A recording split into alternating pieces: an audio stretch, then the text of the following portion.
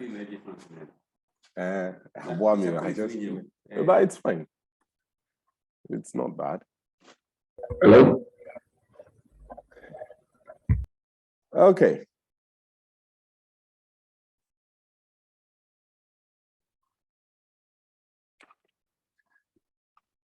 Yeah, so you're all welcome. I see we're having 13 people right now online.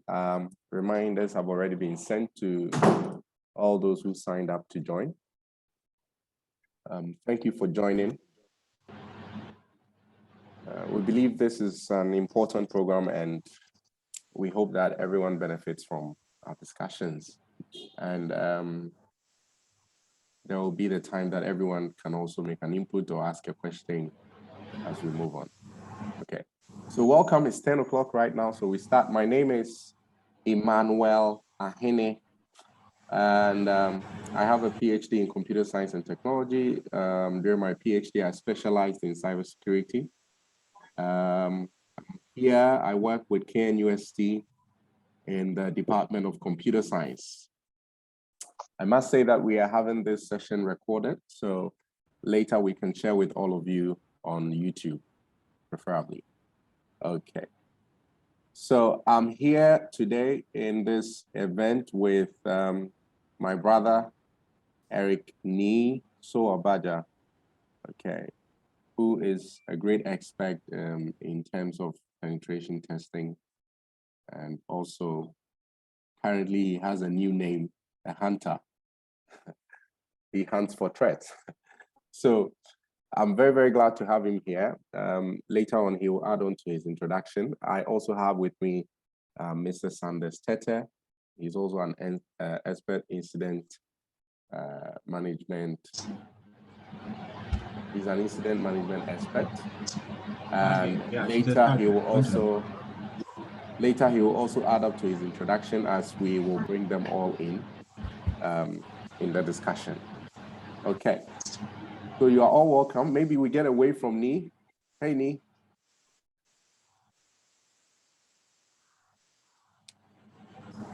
Hey, Ni. Yeah, give us hello. a wave.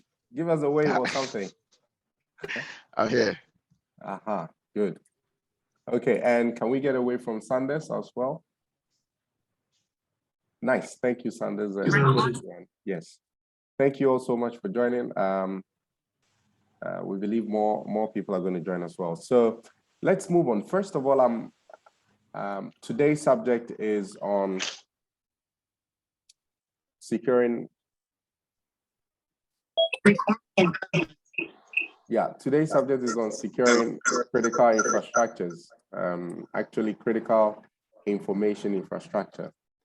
Now, I'm going to share with you a slide, just a small introduction, before our main speakers come in. So right here, just a second.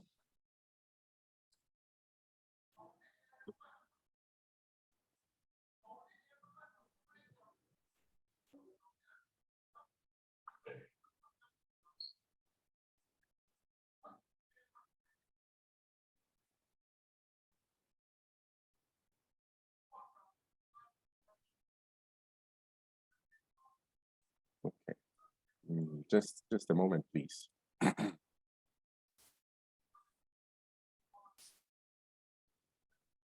We need to just do a little bit of a recap on what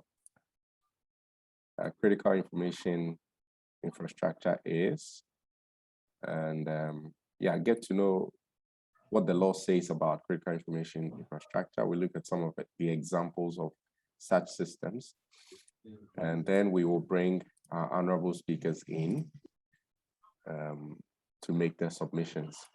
So in a sec, I'm throwing this up now. Okay, good. So we're back. Right. So I hope you can all see the screen now. Awesome. Yeah, we can. Nice. Okay, good. So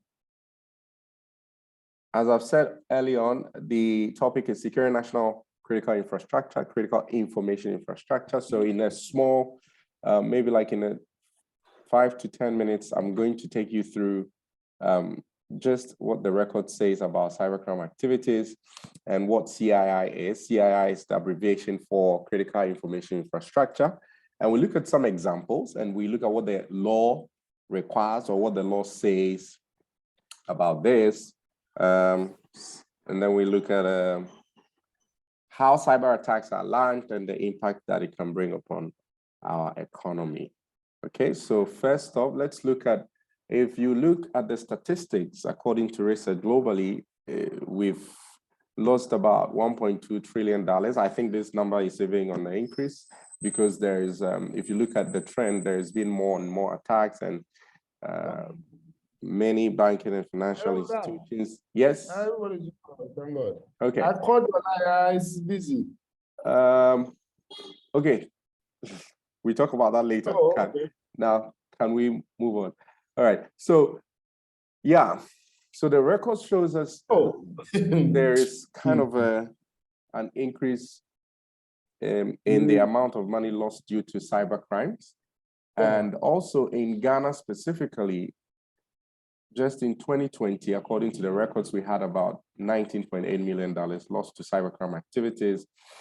And it's expected in 2025 that we are going to lose more if we actually do not put our things well together. So why are these figures quite relevant for us as a nation? Whenever there is any form of cybercrime activity, it impedes economic, basic economic activities. And please, can you mute your mic? Okay, I'm going to do this now. Okay, when you come in, please mute your mic. Thank you. Yeah, when the problems come up, we can address them as and when they come up. So okay. So okay. Yeah, sorry, I'm going to mute everyone. Okay. All right. Thank you. So let's move on. So what is a critical information infrastructure? According to,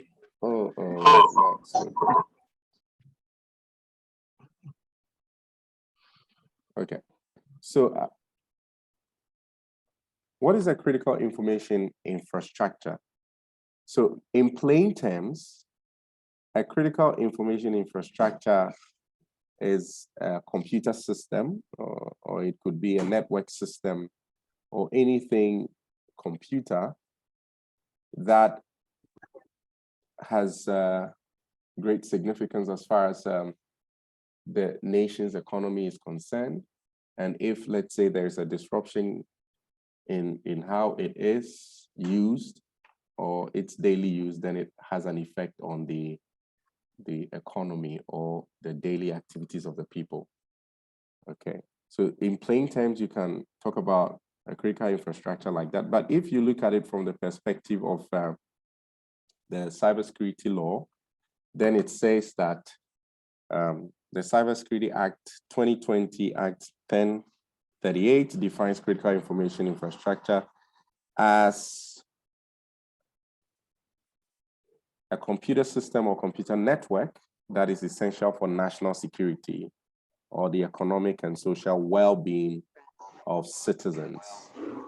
Okay, just a second, sorry, I need to get someone connected now. Can you, okay, I'll share with you a link, you just click on that, okay.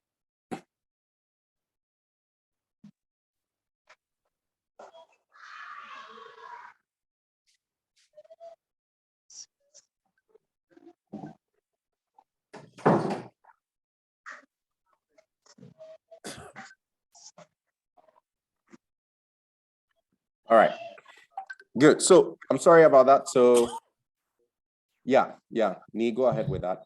Okay, so sorry about that. Now let's go over again, sorry. So a critical information infrastructure in plain terms refers to any computer system or network system. It could be processing information, it could be functions,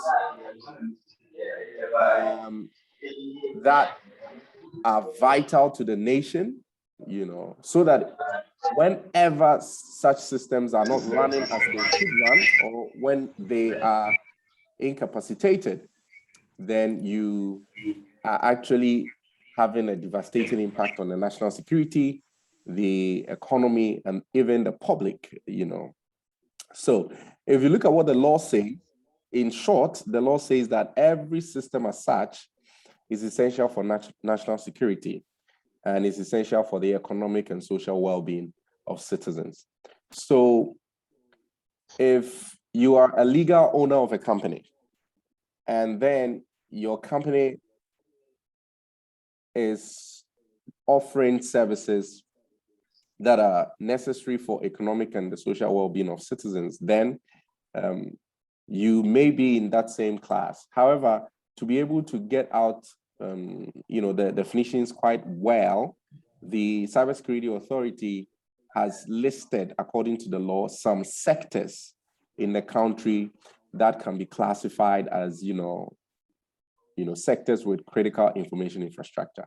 Okay, so you would see in the next slide, on the left side, you see designated CII sectors. So these are sectors that, according to the law, are defined as sectors with critical information infrastructure. So you start from the national security, information and communication technology, and almost, this applies almost in all of the institutions, and then banking and finance. So here you refer to every computer system or every network system or software system, whatever system it is, in the banking and finance sector can also be classified as a critical infrastructure. So you go on like that with the list: energy, water, transport, and so on and so forth. Okay, so every computer system in these sectors also appear to be classified as a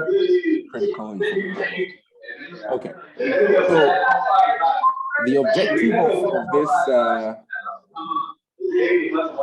okay. Hello, Mr. Emmanuel. Okay, I'm going to pause and then make everybody, yes, please. Please, can you make somebody a co-host Yeah. for the person to moderate the entries? Yeah, I'm going to do that. I'm making me a co-host now. Okay, Nee, you are now, please. Okay. Nee, you are now. Sure. Thank you. Thank you. Okay. Thank you. All right.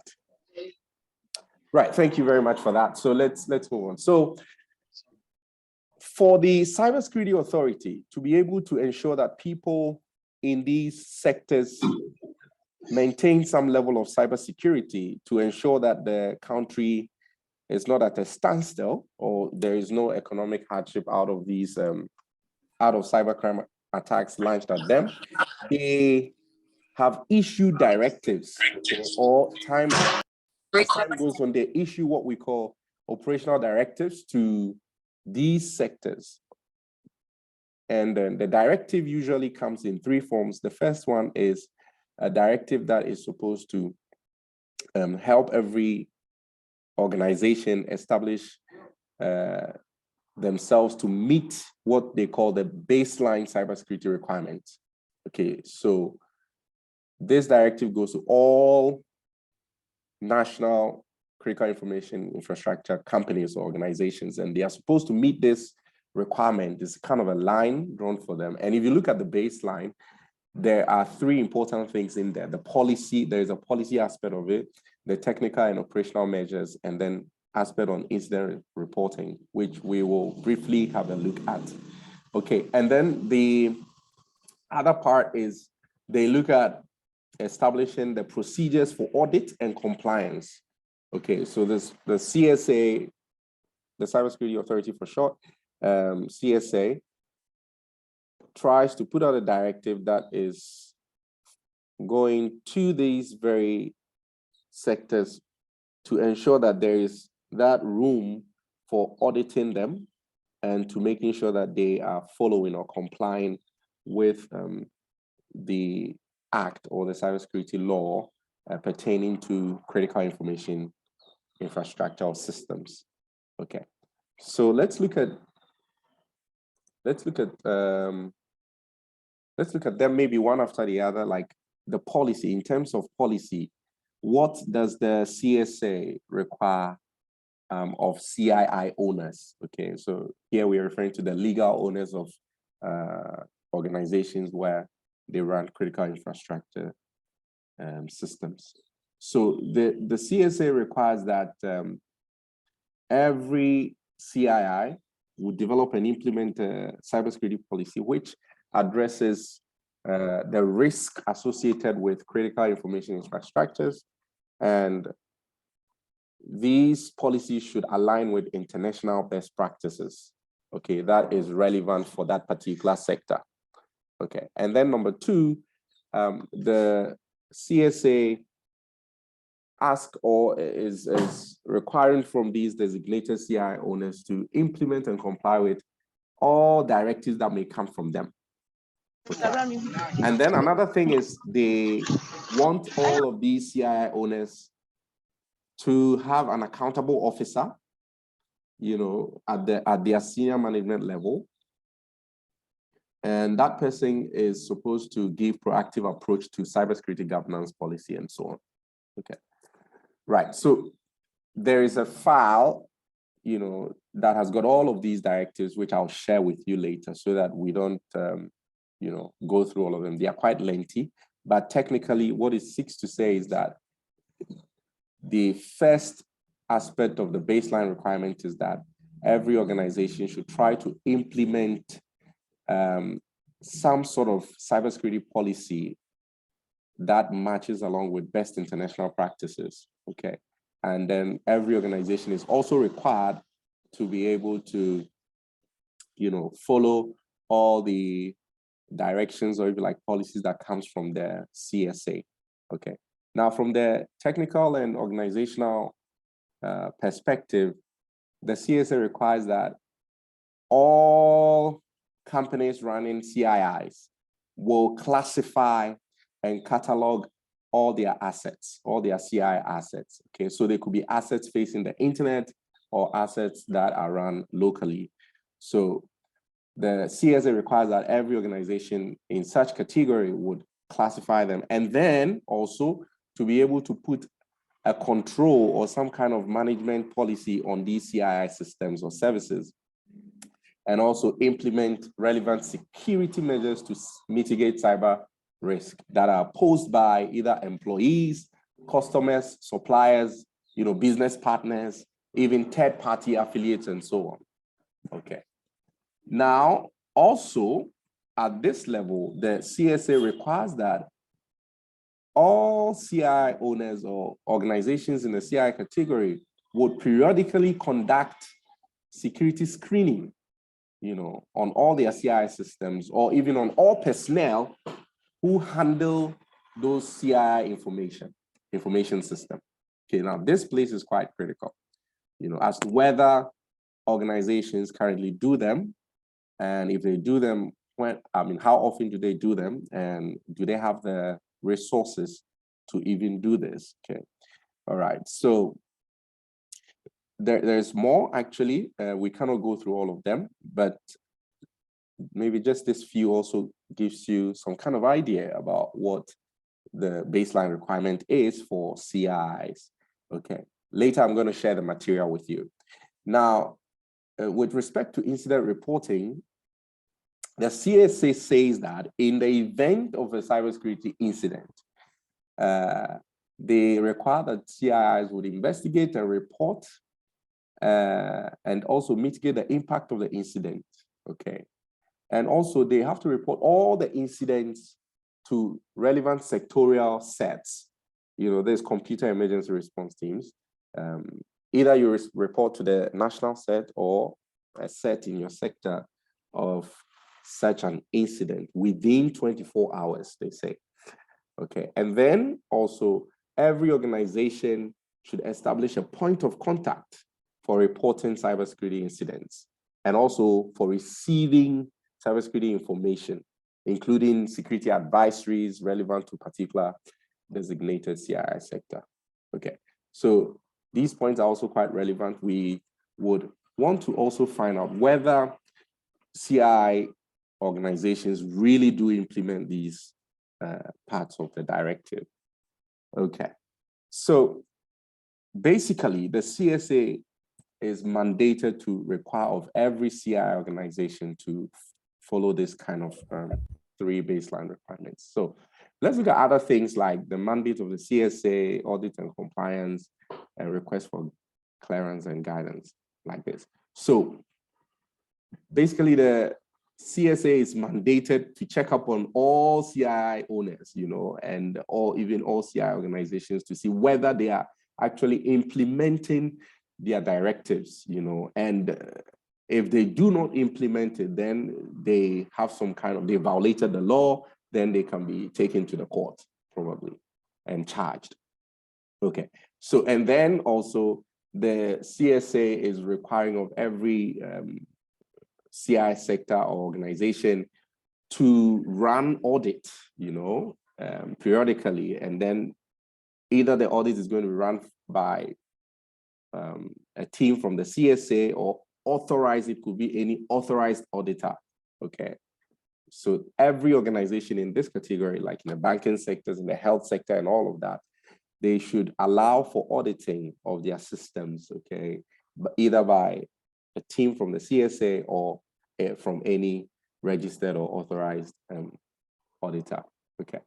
Now the last part, which is quite interesting, is that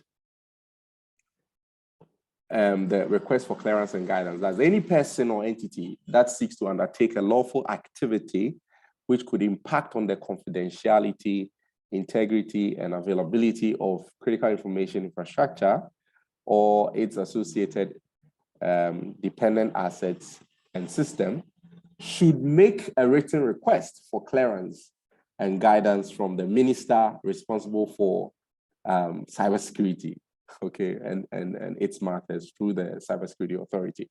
So this is quite an interesting point here. So at what point do we have to ask for clearance from the CSA? And for what kind of activities does the CSA classify as being in the line of impeding or, having an impact on the confidentiality, integrity, and the availability of critical systems? So this is kind of a question that probably in our discussion we'll also look at. I mean, what is the meaning of this kind of directive? And should it be that we're always seeking for clearance and guidance from the CSA? And what kind of activities actually have impact on the confidentiality, integrity, and availability of critical information infrastructure? Okay, so that's just a quick perspective of what the law says about now CIIs. So it's quite important because of the frequency of cyber attacks on our national assets, or even in the world. Currently, there are reports that in Costa Rica, there's been a serious cyber attack that is shutting down most of their government systems. And we also had we've had, events where there's been attacks on some of our systems, in the country, in some organizations, okay? So we want to look at what actually a cyber attack is and how the attacker often would launch his own attack. And is there a way, we can trace their behavior, and I'll introduce you to some 2 frameworks that will let you know the behavior of attackers often and what we can do about them. So a cyber attack is, in plain terms, is launched towards an individual or an organization, and the intent is to restrict access, to distract, to disclose or modify information, or to cause denial of service. Okay, so usually that's the intent of an attacker. And then there are a lot of cyber attacks, examples of cyber attacks, but I'll share with you some 3 recent ones, okay, or let's say very popular ones, malware. Okay, now malware stands for malicious software, and you can think of a virus, you can think of ransomware and all of that. Okay, they are classified under this one. And phishing follows a social engineering approach where you're trying to trick someone into, like you bait them, you get them into following a link, and you're able to access some information you want, or even in some cases to harvest their credentials. Yeah. And then man in the middle attack. Usually I have a video for man in the middle attack, and I'm going to show you pretty soon. So I've talked about this already briefly. So worms, spyware, ransomware, and all that, they are kinds of attacks. And phishing, also I've mentioned that, already. Now I'll show you a video of this is a video I used to often demonstrate what man in the middle attack is. Okay, so I'm going to play that. Let me share with the sound.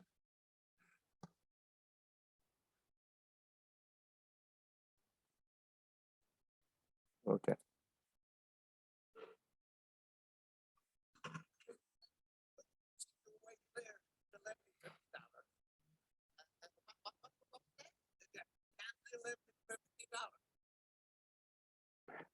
Did you guys get the sound, please? Hello. Hello, guys. Are you with me? Milton, could listen, Sammy? Could you see your way clear to lend me $50? What was that? Can you lend me $50? Milton, you'll have to speak up. Can you lend me $50? Yeah, we can hear it. Sorry, Milton, I still can't hear you. Well, I can hear him clear enough. Then you lend him the $50. Okay, I hope you got that joke, right? Yeah, sure. So two guys are talking, and it's supposed to be private communication between just the two of them. One is asking for $50. The other guy is pretending that he's not hearing what he's saying. And then suddenly a lady pops up in there saying, but I can hear that clearly. So yeah, this is, oh, someone said they didn't get the video. Okay, so, but this is the concept here. So with man in the middle attack, you often would have an attacker, either getting you through a social engineering approach, or launching an attack, an external attack on your systems, and then they get in there and they use tools to be able to capture your packets, that are being transmitted, and whatever you send across to another party, they capture and then they analyze for information and so on. Okay, so that kind of thing. Usually people do this also through backdoor applications. Okay, you can simply write a Python tool that would get people into that kind of situation. Okay, so these are some cyber attacks I want to introduce to you, but there are more actually. This is not an exhaustive list of cyber attacks. But if you also look at our particular geographical location, you'd also realize that other kinds of cybercrime activities includes online scam and then mobile phone fraud and all of that. They are all part of these kinds of activities that goes on in our country, and even in Africa, I should say. Actually, online scam and mobile money fraud, it tends to be on the top of the list if you look at the recent report by Interpol. Okay. So it's important to know how the attacker behaves, what is the pattern they follow when they are launching attacks against organizations.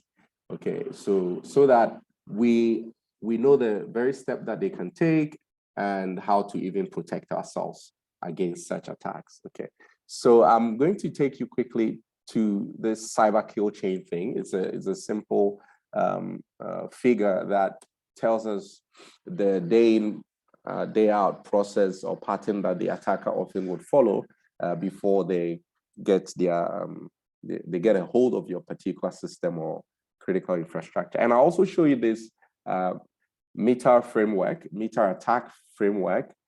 Is a framework also that will give you a lot of information, a lot of detailed information about some attacks that have happened previously, how those attacks were launched, and the particular group of attacks that claimed to be behind that attack, and so on and so forth. Now, having knowledge of this would also help us know the behavior of and the techniques and the tactics that the attackers would use, usually against infrastructures, in critical information infrastructure. So let's go back to the browser quickly. I will. Okay.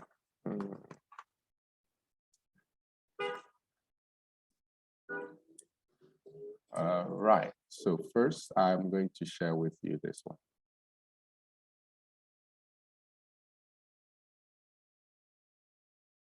I'll share the screen briefly, please. There we go.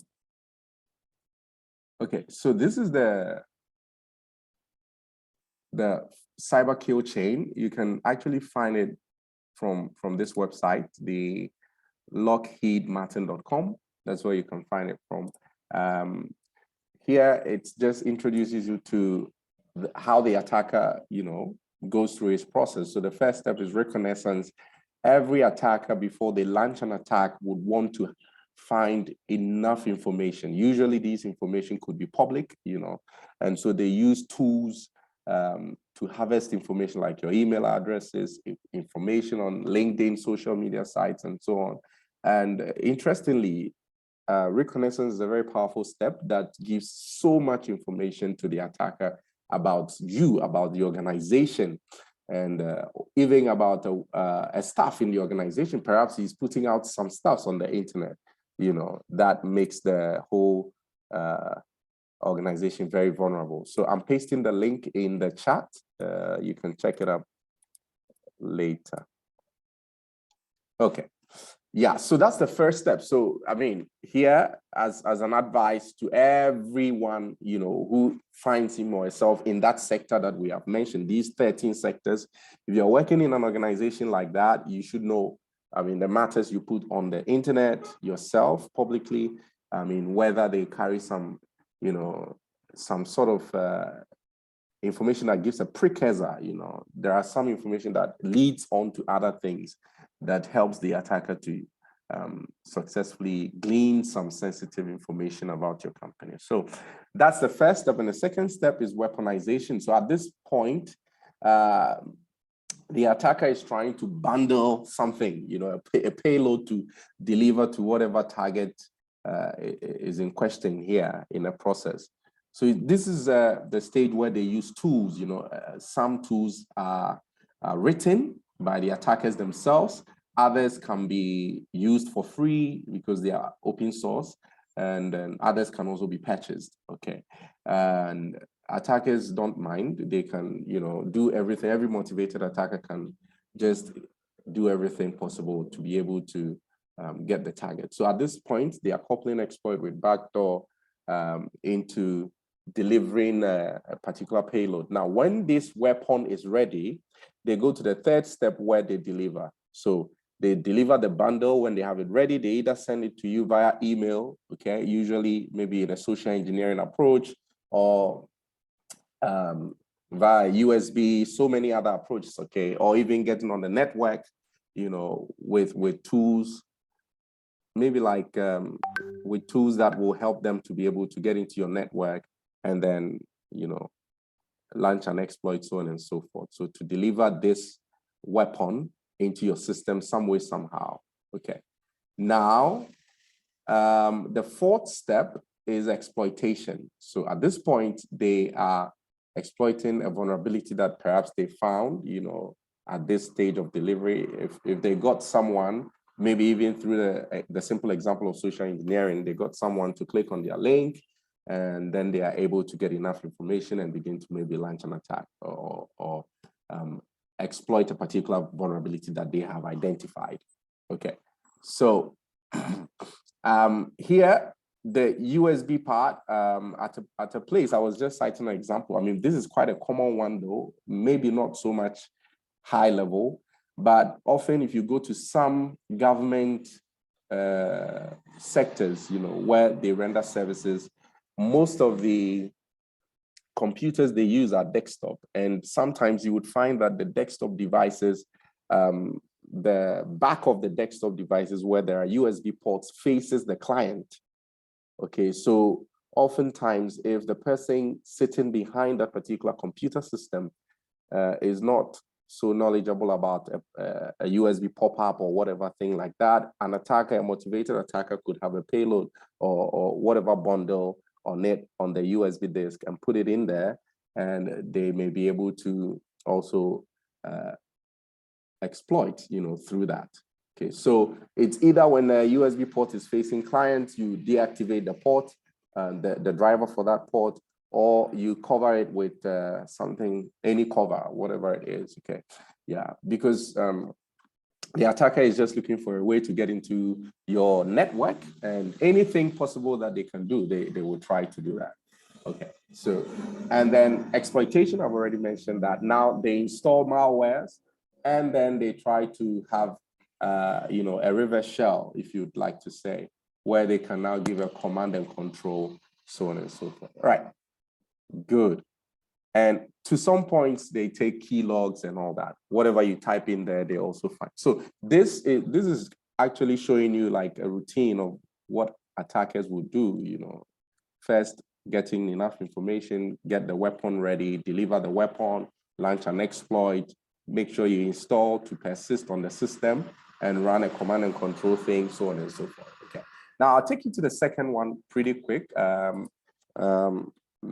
MITRE, okay, or meter, whatever way you say this, meter attack. Now notice that in the attack, there is a, so I'm going to share the link right here in the chat. Okay, also you see, now, please, you have a look at this side. You see, it starts from reconnaissance. Here you are learning about the techniques, the tactics, and the procedure that the hackers would often use to target companies. So it starts from reconnaissance, resource development, initial access. It goes on to lateral movement, collection, command and control, and so on and so forth, exfiltration, impact, and so on and so forth. So this one, look, this is quite detailed than the cyber kill chain. Now, when you click on, for example, active scanning, which is part of reconnaissance, if you click on that, you tend to have enough information, and examples of attacks that have been launched so far and so on, and even those people that are behind it, so on and so forth. Okay, so you get some enough information about what that kind of tactics is, and the mitigation for that, so on and so forth. Okay, and you look at this side, you can see more of such reconnaissance techniques or tactics here. You can find things like wordless scanning, okay? And then you look at an example of it. This is just to show you, how these kinds of attacks are launched. For example, you look at this procedure example, like, and you click on the procedure, and then you look at, let's say, volatile setter. Okay, you look at this group, this thread group. Okay, so volatile setter is a Lebanese thread group that has targeted individuals, companies, and institutions worldwide. Volatile setter has been operating since 2012 and is motivated by political and ideological interest. So here, this information is trying to tell us that there is this group that often would run active scanning using word lists here and there. Okay, and then it also shows you this particular event ID where volatile setter has performed vulnerability scans on a target server, before. So you can, go through that and see more how they did it, then the mitigations that were used against them, so on and so forth. Okay, good. So this is quite a place where you can get more information. For example, if you come to discovery, also account discovery, and you look at sub techniques like that, so like an attacker trying to get local account discovered, domain account, email account, cloud account, and so on. And this is one of the procedures that have been used previously by APT-29. APT-29 is a threat group that has been attributed to Russia's foreign intelligence, and they've operated. It tells you how long they've operated and the kinds of attacks they've launched at certain organizations, okay, and how these attacks were successful and what can be done about them. Okay, so later you can have time and go through. There are different kinds of APT groups, advanced persistent groups that are around. You can read more about them later. Okay, so this is just to, let's move away from here, is just to introduce you to some of the pattern, if you like, how attackers behave and what they do anytime they are launching an attack and what their pattern of attack is. Okay, so let's quickly get to the slides and then end this session and get on our speakers to dive into very important discussions on these subjects. Okay.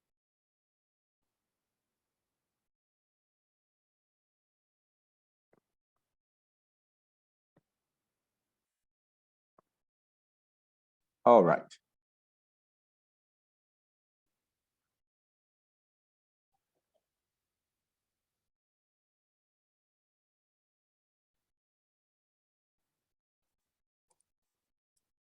Listen, Sammy. All right, so that's it. So the impact of cyber attacks is pretty profound. I think most of us know. The first thing is that every institution that is found culpable or that is found to be a victim, often the first thing that happens is the reputation of that institution is damaged.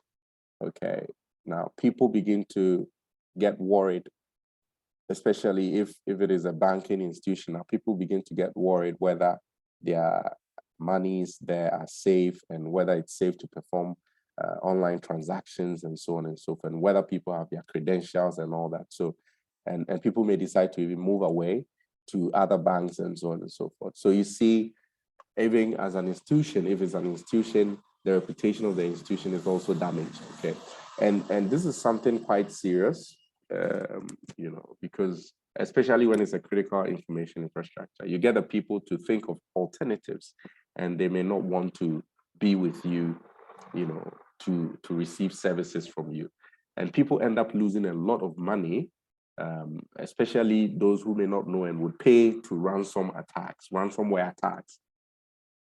And it can also disrupt economic activities. I cited an example of what is happening in Costa Rica. Now, there are different kinds of attacks we have mentioned already, and these attacks could possibly be launched at any organization. And so it's very important for every organization, to, in quotes, sit up, be ready that it's possible for your organization to be a victim, be ready for that, and assess the risk level of your organization against possible attacks, and put the technologies in place, to be in a very defensive position. Have teams, management teams, risk management teams. Now in cybersecurity, you have the red team and then the blue team. Have these kind of teams. If possible, there is the resources to be able to, always put your systems at that level where you are in a defensive mode, so that you can be able to prevent possible cyber attacks, because every organization, every institution could be vulnerable or could be a victim to cyber attack. So let us launch into discussion. I have with me my brother Eric Baja, and I'm going to ask him to continue his introduction, and later Brother Sanders will also introduce himself. Okay, Nee, over to you. Yeah, hello. Yep. Okay, sure. Thank you, Dr. Emmanuel Ahene. That's such an awesome presentation and an eye opener there. Okay, so Let me just do a quick introduction of myself. Right. So my name is Eric Nisowabaja. People normally call me, or I'm known in the industry as Nihak. I prefer the Nihak too because it's simple. So you can forget the Eric Nisowabaja and just simply call me Nihak. I'm an application security and threat hunting manager at a very prestigious company, which I don't want to mention. I'm currently an OSCP student and also a student at GIMPA, reading my master's in digital forensic and cybersecurity. Let me just turn on my camera. Okay, sure. Yes, so I'm also a CTF player, and then also a CTF creator. I create CTF, I teach CTF, both local and then also in the international platforms. That's something that I quite do often. I'm an alumni of Kumasi Technical University and also Methodist University, Ghana. Let me add this to it. Allow me to show off small. So Go ahead. Yeah. We just came from Benin from a competition. That's a CTF, that's a cybersecurity challenge where we represented Ghana. It's an ECOWAS challenge, so I think 14 countries, and we came fourth. So it's part of I think our achievements as a country and then as personal also. So we came fourth in the ECOWAS Hacker Lab 2022 finals, which happened in Benin. It was a 48-hour challenge, and we tried our best. That's our first time, and that's the first time a team even from the country is going out there to compete with other countries. So it's a huge milestone for us. So that's basically about me. I'm an offensive security person, purely red guy. So I'm always doing offensive security. So I'm a penetration tester also by profession. Yes. So Also, I think that's basically it. He's a great guy, like a book of introduction. Yeah, thank you, Nee, so much. I'm going to ask Sanders. Mr. Sanders Tete is also with us here. Kindly introduce yourself, and I'm going to take you on your session pretty quick. So, Mr. Sanders, over to you. Okay, thank you. First, I'm going to do a sound check. Can everybody hear me? Yeah, I can. Yes, we can. Okay, great. So my name is Sanders Tete. I have about 10 years of experience in cybersecurity. My background is digital forensics and incident response. I'm the one who protects against people like Eric, trying to come into your system. I've been doing this for about, let's say, circa 10 years. That's practically about 10 years. Right. And then my path has been from controls. So initially, I worked in information IT controls, where we had to implement controls to prevent attacks to environments and to make sure that environments were protected. I then went into an investigatory role. So I've been an investigator, cyber security investigator for about 8 years. Basically investigating fraud, investigating cybersecurity incidents, responding to cybersecurity incidents. My background is mainly financial. I've mainly worked in the financial industry, investigating attacks, investigating fraud, investigating different kind of things. And I have, I think that if I can count it, I've investigated more than 2,000, 3,000 incidents across my experience. I currently work in the travel industry, in incident management. I do not do the practical incident response I used to do previously. Now it's more of incident management, which is actually also very critical, because one aspect of responding to incidents is actually coordinating the responses, making sure that the people are doing the right thing, making sure that people are talking to who they need to talk to, and making sure that management is properly addressed and properly knows what is going on to be able to respond appropriately to whatever is happening. So this is my background. I'm pasting my LinkedIn profile in the chat. Anybody who wants to connect with me on there, it's fine to connect with me. I'm fine to chat to anybody after this as well. So that is my background. Yeah, thank you so much, Sanders. It's a great introduction there. So we're going to move on quickly into our discussion, and I'm so glad to have these two great gentlemen with me here, and I'm sure that we'll be able to, have a very deep dive into a knowledge-based discussion on this particular subject. Okay, so yeah, so Sanders, I'm coming to you just for the start, So first of all, we have had a preview of sort of what the CII law is. And there are some parts of the law that, have questions. I mean, that I want us to actually look at pretty quick before we come to the very formal ones, So it's the first question is about the audit and compliance, So, or let's look at the clearance and the guidance aspect of the directive, where it's requiring that any person or entity that seeks to undertake a lawful activity, which could impact on the confidentiality. Now, these three CIA terms of a critical information infrastructure, it says that the person should seek clearance from the CSA. Now, what do you think about this? You're putting me into the deep end from the beginning. Sorry, that's fine. Sorry, yeah. I mean, yeah, that's why I said it's quite different from the former. Okay, so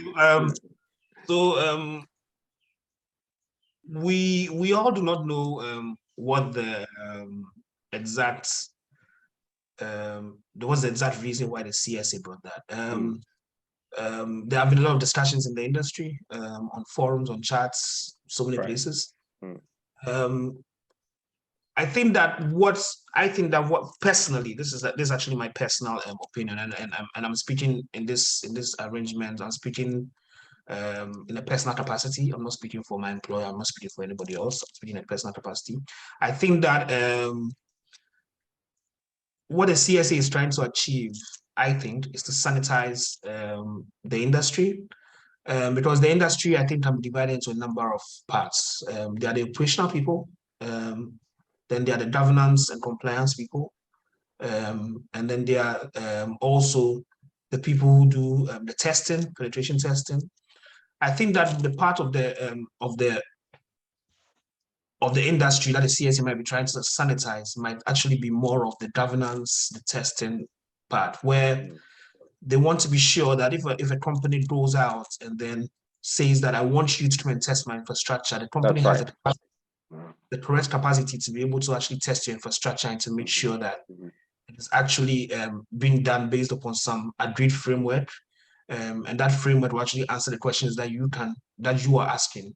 Okay, I think that another thing is that maybe they do not want something like what has been happening with some of the Big Four audit firms, where an audit occurs, the audit's completed, something happens and you realize that maybe the audit was not completed as per some specific guidelines or framework that should have been done. But ultimately, I think that we all need to wait for the CSA to come out and then explain properly why they came out with this directive, and then what type of licensing they want either the organizations or the people to have, then to be able to perform this activity. So I think that ultimately it's actually on the CSA itself to be able to clarify what exactly they mean by this. But this actually is my personal opinion of what I think it is. A lot of communication in the industry, sort of a lot of discussion in the industry. People like it, people don't like it, people are upset about it. But I think the CSA really has to come out and then give their views on why they brought this out and then what they think is going to achieve. Yeah, that's a clever answer there. I mean, again, I think I side with you on this matter because, like you said, they want to ensure there is some level of sanity. I mean, if you're an organization, you just don't bring in anyone, at all who may not necessarily be a qualified entity to, let's say, audit your systems or run penetration testing on your systems and so on and so forth, right? So that they do not actually cause more damage than, you know, making the systems better. Yeah. So, but there's a lot yeah. of there's a lot of discussion in the industry as to whether the CSA even should do this in the first place, because, you know, Okay. there are people who learn cybersecurity, not by the agreed, let's say in brackets, agreed method of going to school, getting a certificate. Most of the people who are well known in cybersecurity around the world are people who learned it on their own. So there's still a lot of discussion as to what kind, is it a formalized thing, and which kind of people are accepted in. So it's a very open discussion, and I'm sure the CSA is actually in view and taking on board all these discussions, all these feedback coming from people, and I'm sure they will come out eventually, and then let people know exactly what they want to achieve with this and how they want to achieve it. Awesome. So sorry, I might be putting my head down once in a while for everybody. I might just be down some notes or writing a couple of things. So just to let you guys know. Right. Good. So awesome. So I mean, now as we're looking at organizations and, you know, the actions they perform on their systems, and they need clearance here and there. So now let's look more at the organizations again, Sanders. Do you think that, you know, these organizations classified in the CIS sector, or even let's say our national institutions, do you think that they need to hire, you know, cybersecurity people? And what if they do not have the resources, you know? A very interesting question as well. So it all comes down to your capacity. So the CII has a lot, it's very broad. Let's take medical. So there's a small hospital situated somewhere in Medina, situated somewhere in Jowulu, somewhere. Small hospital, 1 doctor, 2 nurses, just comes in there. People come in there, are diagnosed, they get their medicine, they walk away. As per the CII directive, this organization should, there has been no classification as to different tiers of these different organizations, but I'm assuming that being a medical facility, they should have some capacity to protect the data they are collecting and to make sure that that data is collected properly, is fed across to the final resting place properly. When it's at rest, it's actually protected properly as well. Limits the people who are accessing this data to those who need to access it. So the question is that, does that small clinic have the capacity to actually hire cybersecurity people to protect it as it is? The question might be no. The question might be yes, depending upon the industry, depending on the organization. I think that what needs to happen here is that organizations need to take into consideration what their capacity is. If you have the means to hire people who are cybersecurity people, yes, go ahead and do so. In that respect, you have the experts to actually protect your organization and to make sure that your organization is safe. That's right. If you do not have cybersecurity people, there's the option of outsourcing. Go to organizations that can help you. Go to organizations that can help you put in place the controls, come in and check your systems to make sure that you are doing the right thing. But I think ultimately the most important thing, which a lot of people do not think about when you're in the defensive side, most people are looking at technical controls, is education. You need to really educate your users. Your users need to know, need to understand the risks around the activities that they perform. So a nurse writes the name of a patient on paper. She writes the diagnosis on paper. She writes the patient's phone number on paper and just puts it down on the table. A cleaner walks by. Maybe let me actually assume. Okay, let me assume a scenario. So a politician walks into this hospital. Right. Nurse writes the name of the politician, writes the diagnosis, writes the politician's phone number, maybe even the politician's postal address and home address, and maybe next of kin. Leaves it there. A cleaner who is interested in this politician comes and sees this data, copies it off, copies of the diagnosis. Let's assume that this is, example, the finance minister. Then tomorrow, you see in the news that finance minister visited hospital yesterday and he has been diagnosed with, how long is he going to live? How long is our finances going to be taken care of? That's right. Provide some training and some situational awareness to your staff. I think ultimately, if you do not have the capacity to hire people, you should have some capacity to train your people to understand what they are doing and to understand the risks around what they are doing. Exactly. So, I don't know if I answered your question correctly. Yeah, that's exactly, I mean, one good point there. I mean, obviously, if your organization is not well equipped, you know, with the necessary resource to hire cybersecurity people, who obviously would become beneficial for the organization in terms of securing its systems, then you must be ready also to make some kind of input through education, you know, training the people, at least some level of awareness should be given to your staff or the people so they are aware. I mean, some basic, usually we'd say that the weakest link, you know, for every cyber attack is the individual person, you know. So that's a very clever response there, Sanders, and I'm really grateful for that.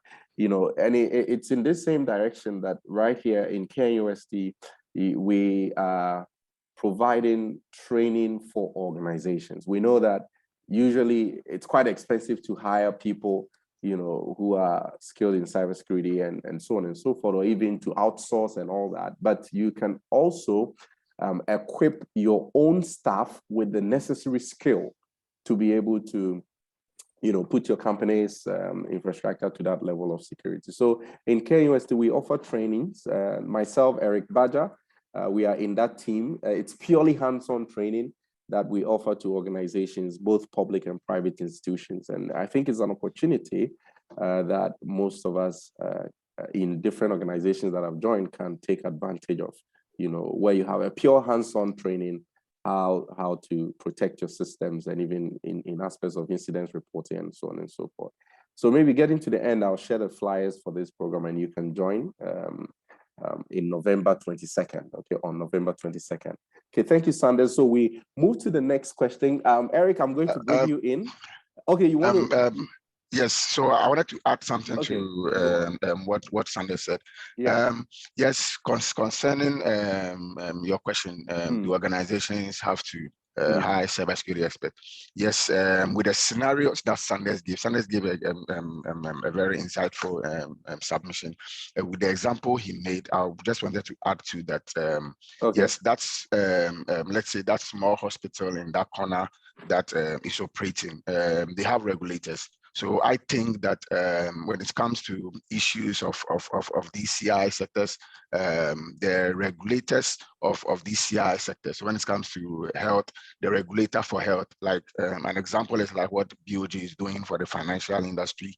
BOG is the regulator for all finance in financial industry. So BOG, as part of its directive, aside the CI directive or the Cybersecurity Act, they have also created their own directive that is pushing or that is enforcing all their sectors under them to comply with. So if also the other sectors are going to also, their regulators are also going to pick up this issue to be a critical thing, I think it will also help. So that in the sense where, because yes, it is the regulators that would know that small facility at let's say a corner of Akosombo, they would be the best people to know that okay, that facility is running 2 staff or 2 doctors, 1 nurse, and 1 OPD records guy, and it doesn't have that capacity to, let's say, high cybersecurity team or set up a state-of-the-art cybersecurity infrastructure. So because they are the people who regulate them, so these people respond to them. So if the regulators are even setting up themselves or bringing out a directive, that is going to help these small industries or these small companies I think that one will also help with the issue of cybersecurity professionals in these places. Because example can also be that let's say the health sector, if GHS or Ministry of Health is their regulator, Ministry of Health can even embark on a cybersecurity training, like Sanders said rightfully, it's about the awareness. Most of the times it's about the human factor. So if GHS is going to organize, let's say, a cyber training for these its sectors, to make sure that, okay, you are you need to do A, you need to do B, you need to do C. These are the things that needs to be in place for you to help safeguard your company. I think that one will also help. Also can be that the regulators, before they even register new companies under them, which are under CI, they should have a directive that spells out clearly not only IT infrastructure, but also now adding cybersecurity and directives to it. Because yes, they have a checklist that they go through before they even register a company. Like something like a hospital, they have a checklist that they go through before they register you as a facility to run medical stuff. So I think these regulators should also start adding the cybersecurity directive to their checklist, so that at least not intensive equipment or expensive equipment, but some basic baseline checklist for cybersecurity, so that companies can also follow that before they even get registered as an entity under them. Thank you. That's the little I wanted to add. Awesome. Okay, thank you so much. So great submission there, Nee. Awesome. So let's go on. Sanders, are you around? So if we look at these organizations, first off, I mean, can we confidently say that these organizations have somewhere in their budgets, their annual budget, some funds made available, you know, to fight cybercrime? You know, do organizations even have cyber security, you know, as part of their budgets? And if there is anything as such, where do we think our budget on cybersecurity should be going? What particular thing should cybersecurity budget be focused on? Okay, Sanders, over to you. Okay, Sanders. Nee, can you unmute Sanders, please? Okay. Yes, fine. And if it's possible, if you can allow me the rights to be able to unmute myself. Okay, so first, before I answer that question, let me just go back to an addition I wanted to add to the first question. Right. The question actually was to ask if cybersecurity people should be employed, and I went into education. I think that yes, education is actually good as well, like I've said, but as a certain layer, you need to put in place controls, technical controls as well. And some of these technical controls can actually be done mainly by those people who are qualified to do that. So that's just adding on top of that. Another one I wanted to add on top of that as well is that some of the best people I know in cybersecurity were IT people,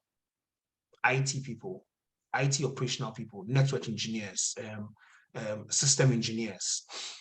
These are some of the best people in cybersecurity because they actually understand the systems they are working on thoroughly, very, very well.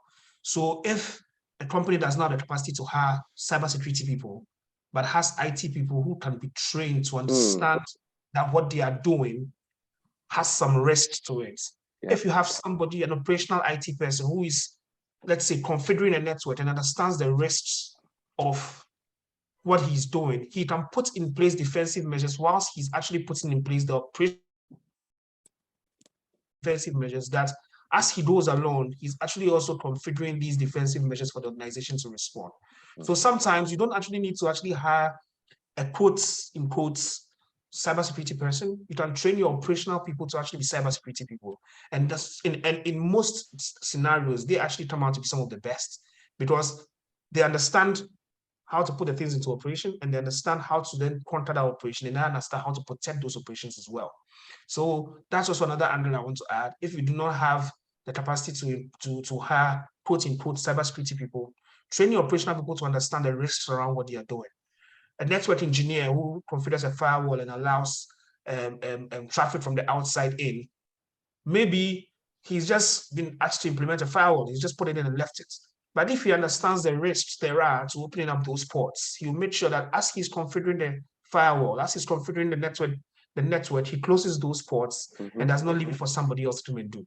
So training the IT operational people as well to understand the risks around what they do can actually give you a cybersecurity person who's already sitting there who understands what he needs to do. So that's actually an addition to the first question. The second one, where you were asking that about budgets. This is actually a very controversial question. The reason being that most cybersecurity people you ask about budget would immediately go into tools. I need to buy an email security solution. I need to buy an antivirus. For me personally, I think the first thing every organization needs to do is the risk assessment. Understand the type of organization you are in. Understand what you are protecting or what you are doing. Understand the risks around what you have. And understand how people can take advantage or attack those risks you have. I think the first stage that any organization needs to do is a risk assessment. Understand the threats, okay? Understand your risks, identify the threats, understand your business landscape. Who wants to attack you? What are you protecting? How do you protect it? Where is it stored? How is it accessed? How is it moved across the environments in which you're on? Understand your landscape first before you move into tools. Because if you understand what you are protecting, if you understand the threats that are more likely to attack you, then you understand the tools that you can put in place to actually protect against those threats, to actually protect your business landscape. So I think, number one, if you don't even have money to buy tools, have money to do a risk assessment. Then you can then budget for when to put those tools in place to actually to protect yourself against those threats and those risks that come to you. But if you go into technical as well, I think you need to align the spending to your needs. I think for most organizations, and for most things, I think that one of the most important things is to protect your endpoints. So protect your computers that your users are using. So antivirus, EDR, monitor them if you can. So AV, EDR, let people be there to then see if there's something on any of these endpoints you're protecting. Okay, so for me, number one is endpoint protection. Number two is actually monitoring the alerts that come from those endpoint protection. Okay, number three, securing the network itself. Securing the network itself might not have to do with tooling. It might just have to do with basic, putting in place basic measures. I don't know, can I share my screen? I want to just show something, if it's possible. Yeah, go ahead. Yeah. So. Yeah, you can share now. That's fine. So I think that you can all see my screen. So I'm just going to share something. So I'm just going to do a bit of a drawing on the screen. If you put and see, just let me know. Can everybody see the screen I'm sharing now? Yeah. Okay, so what I said about that is that so secure your network, make it difficult for people to do to do what they want to do. So say, for example, this is your company, yes? Okay. You have an IT person sitting here with his computer. Can you all see my screen? Yeah, we can. Yeah. Yes. The IT person has access to the internet, which is open to the outside world. Fine. So this is our internet. Okay. This IT person accesses an internal system. Let's say it's a bank. Let's say this is your banking application. Okay. We need to make sure that the person who is on this computer, yes, whichever person is on this computer, is the right person on this computer. He's accessing the systems with the right accounts. Okay, and is going through the right services to access that system. So, looking at a scenario like this, okay, looking at a scenario like this, we can say that first, we need to protect the computer, the user accounts on the computer. So maybe you give the person, let's say, a password, username and password. But this username and password, you need to be sure that he's actually the person who he says it is. So maybe you implement an MFA solution to say that, okay, this person, I want to protect the password and account he's using. So before he's able to log in, this should go to his mobile phone and I should give him a PIN to be able to enter that PIN into the password box there. After he's now accessed this at computer, now he wants to access the systems that he's supposed to access. Okay. How is he going to access the system? Is it remote access? What portal is he going to use to access this particular system here? A. You need to find a way to shield, to make sure that whoever is here and accessing A is the correct person who's supposed to access A. In some organizations, you have shared computers. Should everybody who can access computer be here, be the same person who can access system A? No. Then you might have to put in place a list, an access control list, to then block whoever is not supposed to access the system from accessing the system. So it's not so that the controls have to be multi-layered, where number one, you need to identify your risks. Number two, you need to align the risk to the spending. So if your crown jewels are A, you don't want anybody to access A, you then need to find a way to protect A. Okay, so maybe in our case here, MFA is the most important for us. So we implement MFA. Okay, we implement a firewall. Maybe in the organization too, we might have, let's say, let me use a bank as a scenario. We might have branch A here. We might have branch B. Or actually, let me actually even use a different scenario. We might have, this is actually a better scenario. We might have branch A here. And branch A has ATMs in this branch. As member of staff sitting here who does not understand computers should not be able to access the ATM, even though it's in the same location on the same network. This person should be segmented from this network. So if that is your risk, put in place measures to segment, put them on a different VLAN, block access from this particular user network to the operational network. There are so many things that you as an organization needs to think about. But the most important thing is that before you can even make these decisions, you need to know what your risks are and align the spending to those risks. So I don't know if that has answered the question. Yes, and there's, yeah, I'm with you. I'm pretty sure people are throwing in questions here on some of it, but later we will look at them. We'll ask for more questions coming in from you, the audience, or participants. So that's a very good point there. First of all, we need to assess our risk before we go into tools, you know, when it's about budgets for companies. Do you have something to add on? I think Sanders has said it all. Okay. What he said was actually what is actually on the ground. Once you talk about cybersecurity budget, the first thing that comes in mind is tools. But yes, you need to assess your environment, assess your risk, assess the risk that is associated to your environment, and then by assessing the risks, you know which kind of tools you need to implement first. Because, like I said earlier on in my submission, you don't need let's say the state-of-the-art cybersecurity infrastructure or cybersecurity department before you can say that, okay, yes, I'm protecting my environment. Sometimes you might even have the state-of-the-art tools and all that, but you can still get hurt because, let's say, you are not even focusing on or you are not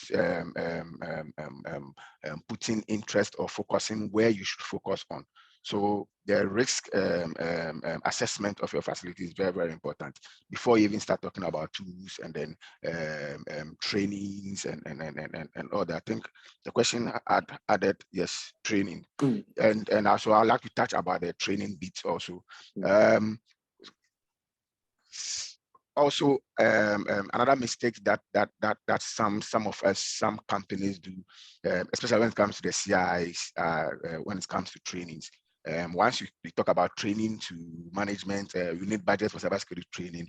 I think the notion or the idea is trainings are too expensive. And it is because of the kind of trainings we also write to our organizations.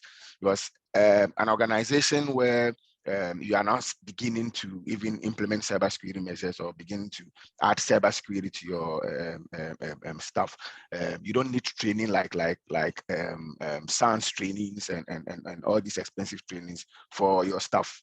SANS trainings, example, I'm just giving an example. Example of SANS trainings are like boot camps, 5 days, 4 days. And those trainings are for people who already understand the basics or people who already understand how things work. So you don't just go because they said, okay, cybersecurity is important, CI, you are critical infrastructure, so let's get a budget, and then you just start writing SANS training and all these expensive trainings. Yes, management will shoot it down, because when they look at the budgets or they look at the amount they are going to invest into that kind of training, and look even at the income that is coming.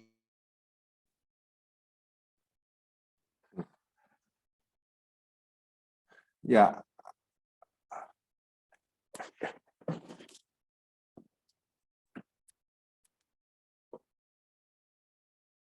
Fundamentals of whatever even training you are requesting for. So you look for low level or low low budget trainings, and then it also comes with the issue of these regulators. So even if the regulators are also taking this kind of directive very serious, these regulators would even organize trainings, simple basic trainings for staff and other people in their sectors for them to engage in. So I think the issue also does not mainly or only focus on the sector itself or the organization, because sometimes organizations might not even know what kind of training their staff would need, because yes, most organizations, cybersecurity is a new thing. And I'm just going to compare this to when organizations were trying to transition from the manual way to the automated way, that is adding of IT. There was this same issue of transition. IT, we don't have budget for IT. No, we can't buy this, and we don't. There's no need. And IT, and all the time, IT is bringing this. But when COVID struck, and then now organizations need to now move their stuff online, and then need to move into the IT stuff. Budget was made available for these kind of things. So we should just use that as a marking stone or as a lanyard to address cybersecurity issues. We shouldn't wait for the thing to happen before we say that, okay, we can allocate some small budgets to it. We should use the transition into IT equipment and then the IT personnel as a guideline to also deal with when it comes to cybersecurity issues. So same way you were able to deal with COVID-19, moving your assets within that kind of short time, getting funds and budgets to do these things, should be the same way we should be seeing these trainings and stuff when it comes to cybersecurity, because we don't need to wait till something happens before we say that, oh, okay, so this has happened, so now you'll be running here and there to get the money to address these issues. let's address these issues even before it happens. And like I'll say again and again, it starts with it should always start with the regulators, because if the cybersecurity, the CI directive is hard on the regulators, the regulators will also be hard on its subordinates or those who are under them, and those who are under them will also take things serious. I always also say that this is a three-layered scenario. Those at the bottom would or if the whip is high at the CI directive, it's going to be on the regulators. And now when the whip is on the regulators will also take that same whip and then bring it down there. And then things are going to be sanitized well. But if the regulators are even not being sanctioned or not putting things, let me move sanction. If the regulators don't even have the things in place, I don't think the people under them would even have these things also in place, because the regulator who is coming to even regulate you, let's say, doesn't even have a cybersecurity budget. How can that regulator tell you that go get a cybersecurity budget? So yes, this is the little I can also add. Yeah, Emmanuel, I just wanted to add one last thing as well. So Yeah. after coming from risk management, understanding your risk threats, and going into education and going into some schooling, I think the very important thing is backup. It's very simple. It's a very simple thing.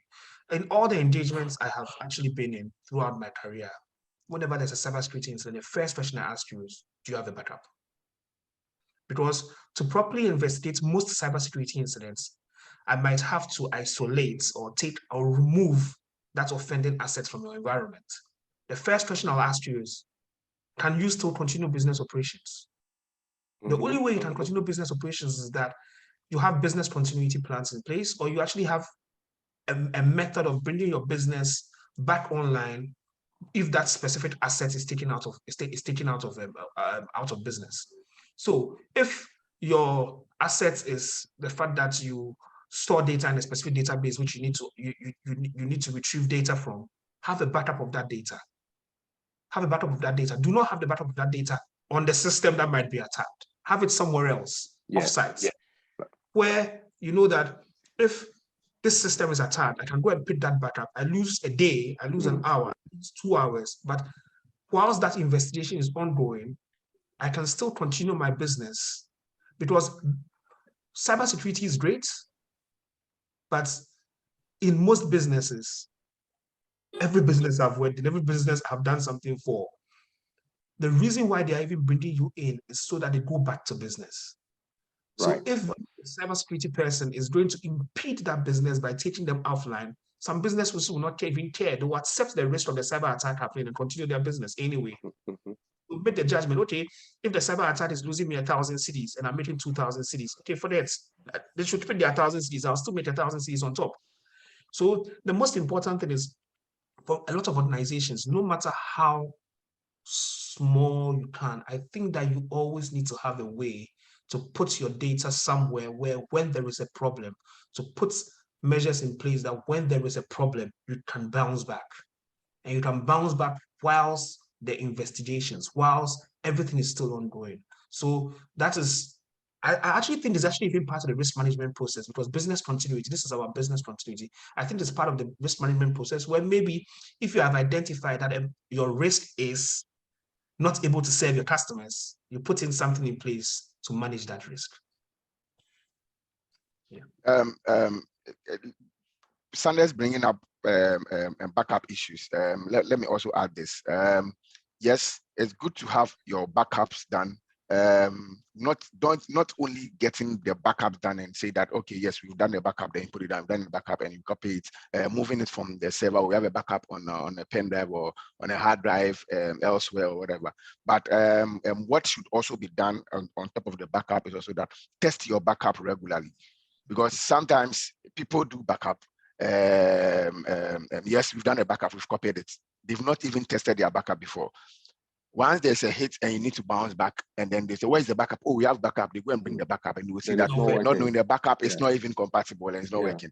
So we should be, once you do your backup, at least get some frequency. If it is every quarter, you would just, and testing of a backup doesn't require a whole huge server like your main server. You can just get provision a virtual server somewhere where you just can be testing your backups every month or every quarter.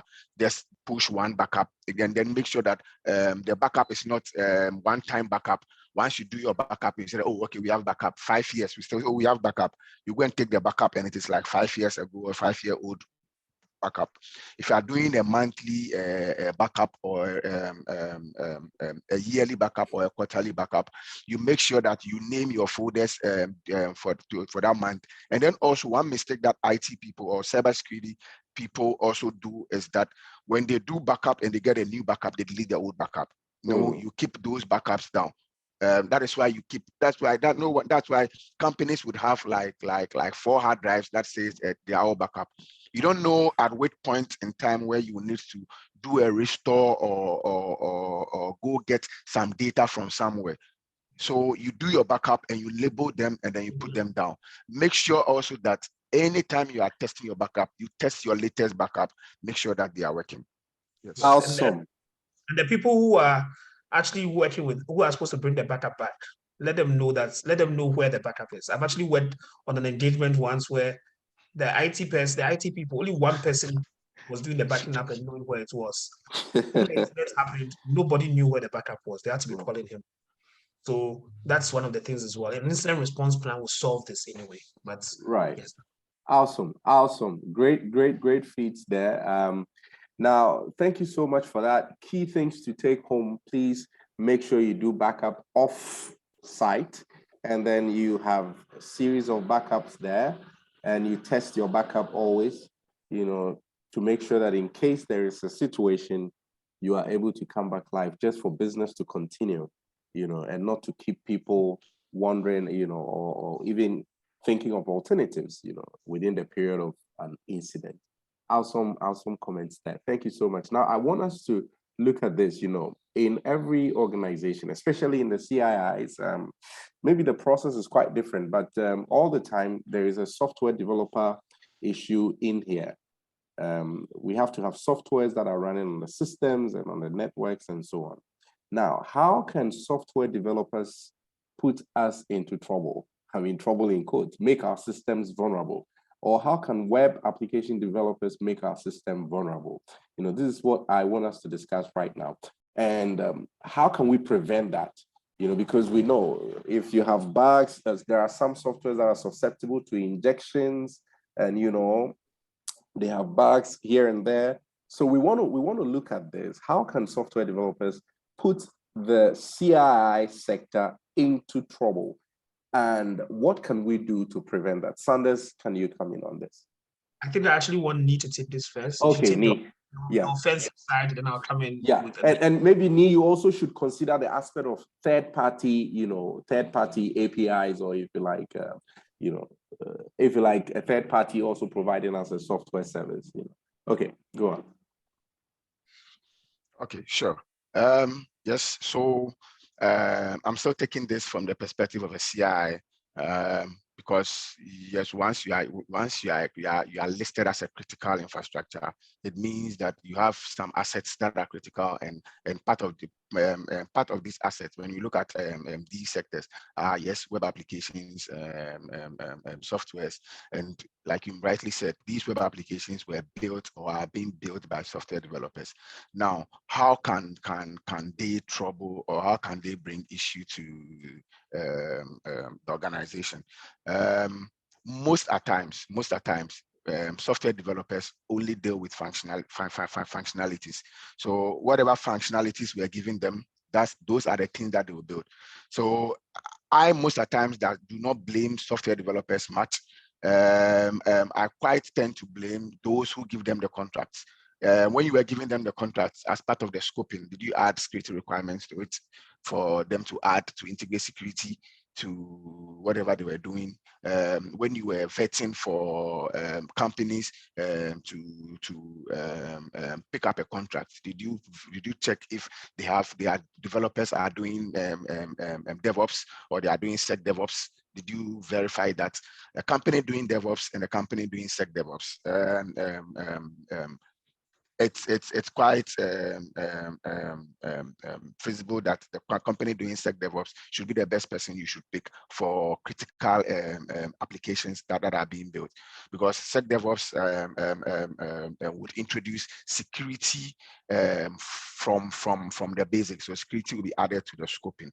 So yes, software developers can cause a huge mess when it comes to cybersecurity, because they are building their applications, and attackers are most of the times after these applications, because it is through these applications that they will get access to your environment. Because this is how the whole thing works. We have the application, then we have the application sitting on something, but the application is not hanging. So the application is sitting on a server. The server, it can be in your infrastructure. So the application is sitting on your infrastructure. Now, let's say your infrastructures you have 100% security on your infrastructures. But here's the situation where you are introducing a software or an application built with bugs in them onto your environment. Now, because these applications are sitting on your infrastructure, the infrastructure has opened, let's say, a window for these applications to also interact with them. So once the application is faulty or buggy or is vulnerable, an attacker can get access quickly through these applications to your infrastructure. So yes, software developers should be given, especially as part of the scoping, should also, companies should add security requirements, not only functionality requirements or what they want the application to do, but also they should add security requirements. And these security requirements are some can be just basic. You can even go online and then just search for the SANS checklist on applications, or the OWASP top 10 checklist, and you have a huge checklist that you can even pick from. Now, I keep on saying, it all boils down to the regulators. Because yes, sometimes some organizations I know have the regulators bringing the applications in for its institutions to run. Institutions are not allowed to get their own applications. So regulators are the ones who give these applications. Now, even if the regulators are not the one giving the applications out, and the companies or the institutions have their own applications, once they fall under a critical infrastructure, the regulators should have some level of overview of the security posture of this application. And then the first thing that can be done is perform a security test, a vulnerability assessment, and also a penetration testing. Not only vulnerability assessment, that's why I'm adding penetration testing, because sometimes vulnerability assessment would only look at vulnerabilities associated with the application. But when you add pen test to it, pen test is going to not only do vulnerability assessment and try to exploit these vulnerabilities, but pen test is going to add business logic tests also to it, because most of the times it is the business logic test that these attackers use to compromise systems. And these automated solutions like a VA scanner and an automated pen test tool would not scan or would not test for business logics. It's going to just test for application level, like the software that we use, the services running on it, test the some functionalities, but do not test business logics like, let's say, you are supposed to enter a username, and then there's an email part, and you're supposed to enter an email, and then also enter, let's say, a password before, and the password should be, or the email should be, or the input box should be just characters and not numbers. A business logic test would even test whether the space where there should be characters, if I enter special characters, will it work? If I don't enter anything and I push, will it work? These kind of testing. So yes, it still boils down to the regulators. The regulators should make sure that okay, yes, this is a critical environment. This is a critical asset, and the application running on it is also critical. Do not get any software at all or any vendor, but go with these vendors or go with this kind of vendors or get this kind of application. If not to, and you are getting any application, before you install the application or before you integrate the application or implement the application, make sure that there's a security testing done on your level. When there's a security testing done on your level, you can now push that report to we, the regulators. Then the regulators would also have that kind of overshadow assessment on also the entity. Most of the times, what sometimes what regulators do is they just bring a pen test report. The companies also go and bring a pen test report, and the pen test report says that everything is clear, everything is fixed, and then they just bring it to the regulator. Regulator just looks at it, okay, fine, and then it's giving the green light. But do the regulators themselves also get the time to also do their own external pen test to make sure that, okay, the things that they said they have seen and they are fixed, are they true that they have been fixed? Are there any other more? Are there any security loopholes still in the system and all that? If we really want to take cybersecurity serious in these sectors, and because these sectors are always the juicy part or the juicy endpoints for attackers. If we really want to take these sectors very serious, then the regulators have to not only be regulators in the form of, okay, just marking, and then just looking at checklists and just marking checklists. But they should also be going down there and then doing the real things. If a company comes and tells you that, okay, I've purchased software A, I've done my pen test on this software A, and I've seen 20 bugs. We have fixed all these 20 bugs. This is a security report of it. The regulator should be able to also pick that report, go down to the get personnel who should also let these organizations give them access to the application for them to also do their own external pen test. You don't just base on the report that someone has written to just say, okay, pen test has been done. If we look at that, if we look at our CI sector test with that eye or with that kind of attitude that okay, put ABC in place. Okay, I've put in this ABC in place, and then regulators just come. Okay, do you have an example? Do you have a printer? Yes, I have a printer. Then they check, where's the printer? Yes. Regulator that will not even check whether the printer is working or not. Do you have so which softwares are you using? They mentioned their software. Has security been done on security audit been done on it? Oh yes, it has been done. Where's the report? They show the report. They go to the report. Okay, all of them have been fixed. They'll just check. If you are going to do that, I know organizations who would also and yes, it is organizations are in for business. So whatever is going to impede their business, they'll find ways and means to clear it off. So if it is just security report that you want to just give them the go light, they will just also go and get some security report, some security assessment. I've been doing pen tests for some time now. I have quite experience. I've done a lot of pen tests for organizations, and I know what I'm talking about. Organizations will come to you and they don't even want you to, they don't want to even finish fixing the issue. And they are just wanting you to just issue them a report that, okay, pen tests have been done, because they will tell you that, oh, the regulators are not even checking whether it is done or not. All they need is a report. So if you are going to use that kind of attitude, or we are going to, the regulators are also going to have that kind of attitude in checking. You just need a report. So now the report is in, because the directive says that get a pen test report on the application. So you get a report and then you just bring it in. We'll still have the report. We'll still have the directive being followed, but we'll still have issues with our sectors. Also, it doesn't only end at the regulators end. It also goes up to the CI. Those who are bringing in the CI directive, which in place is the CSA. CSA, CI also have to have their own also pen test done on these organizations, and then validate it. Yes, the key word here is validation. Validate the report that is coming in.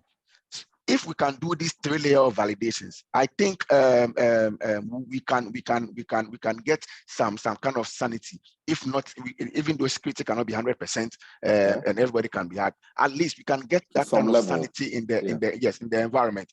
Because now companies will know that once I bring a report, my regulator is going to do an external audit on it. And also, once the regulator also knows that once I issue this kind of report to the CSE, that, okay, these are my sectors. All of them has these applications. This pen test has been done. This is the report. CSA is also going to do a validation on that. They will not compromise with whatever reports they are bringing out.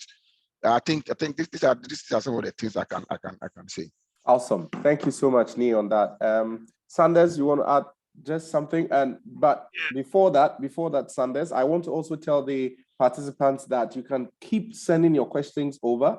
I mean, after Sanders is done with his submission, I am going to be reading out your questions. And if you want to also talk or ask a question via your mic, you can also do that as well. So let's hear from you, Sanders. Okay, so thanks, Nee, has spoken quite extensively about some of the things I actually wanted to speak about. Yeah. Main thing being actually testing. It's very important to test your application. Sure. Make sure that your application does what it's supposed to do. Let me not talk about testing. I actually want to come fully from the defensive side. You know, cybersecurity now is actually a business. No business wants their cost price to be more than their selling price. So make it difficult for whoever wants to attack you to get what they want. Make it not worth their while. Put in place measures that they are going to spend much more effort, money, resources, time to actually get what they want than they want to put in the first place. So I think that one of the things about software that can help with that is, number one, protect the code itself. You have code. Yeah, even if you haven't tested a code, whatever, protect your code, encrypt it, obfuscate it, put it in a location where you know who is accessing it. You know who is accessing that code. You can limit who is actually accessing that code. If he's able to even get that code, he now has to find a way to decrypt that code, to understand the code. Okay, so protect where your code base, protect where your code is stored, encrypt that code.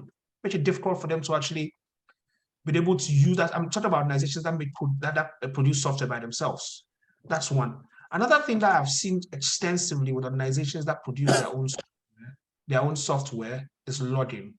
So you can get into an organization that has their own software. They said there's something wrong. They said this is the software we use, but the software doesn't tell you who logged in yesterday, what time he logged in, what he accessed, what time he logged out.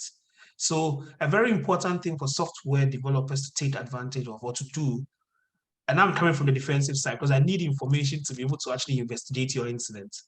Please log, do a lot of logging, do a lot of user activity logging, do a lot of like who logged in at this time to my software. So I've produced a beautiful software for a company. It has a web interface.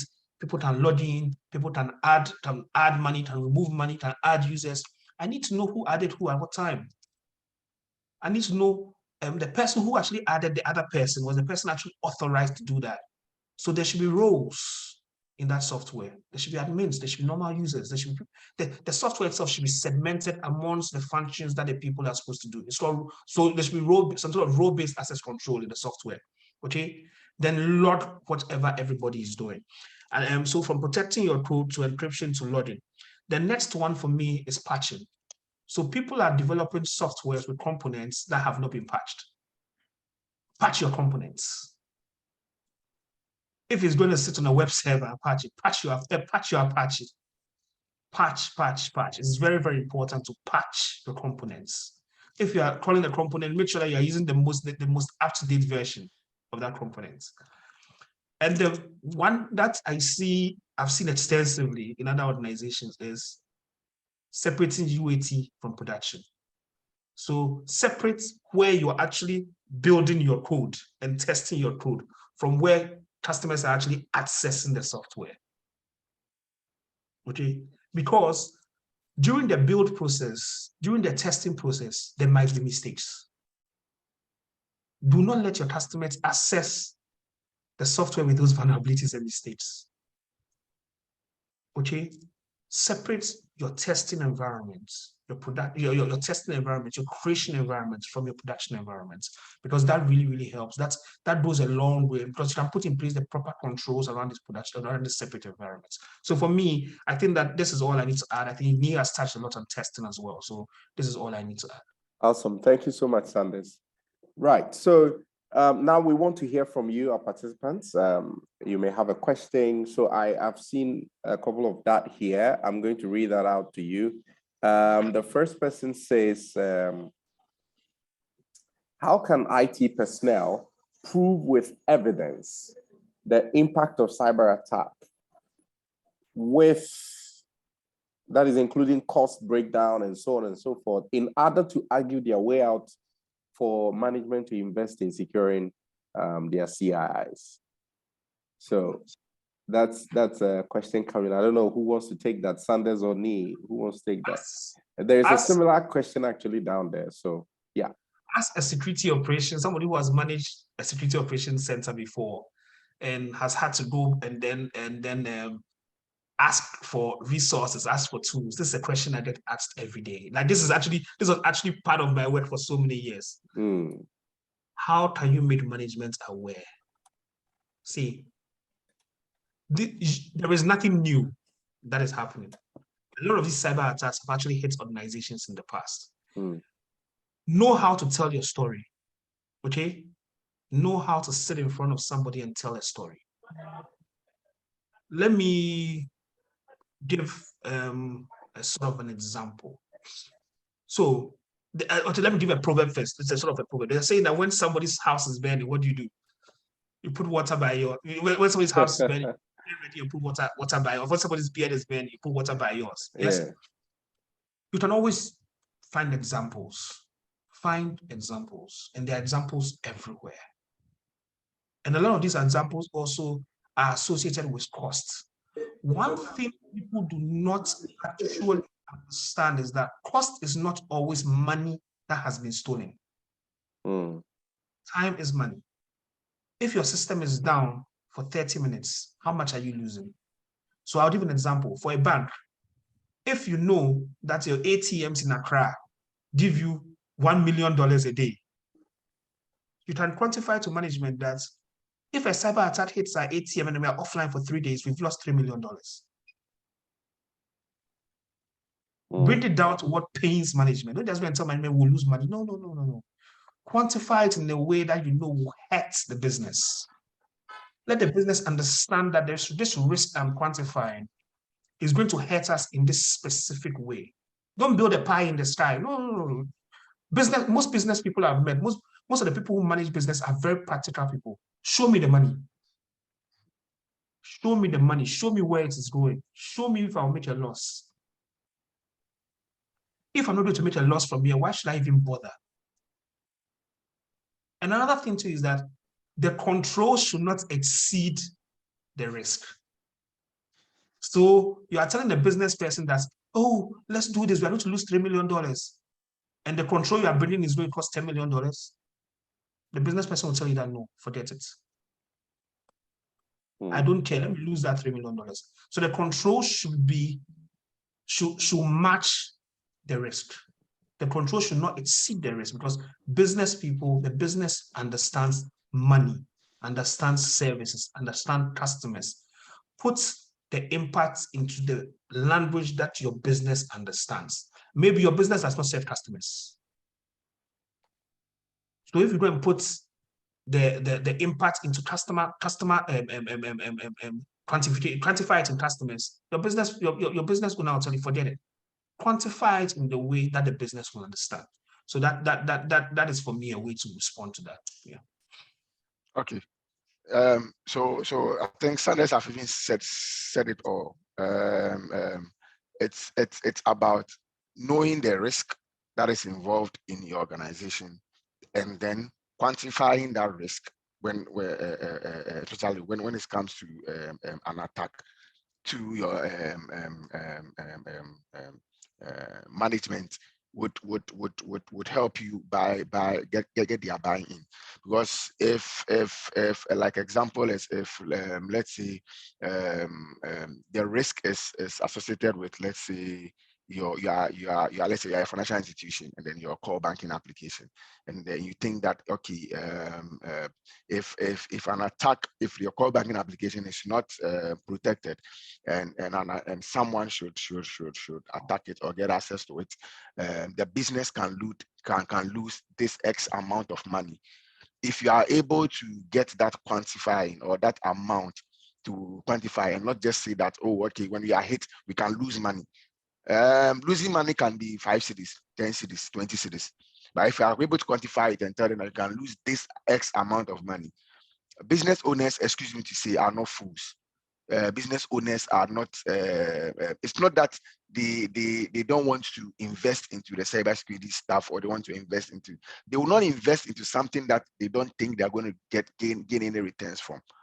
So once you're able to quantify that this is the amount you are going to lose if you don't invest in A, B, and C, they will also sit down and weigh the risk.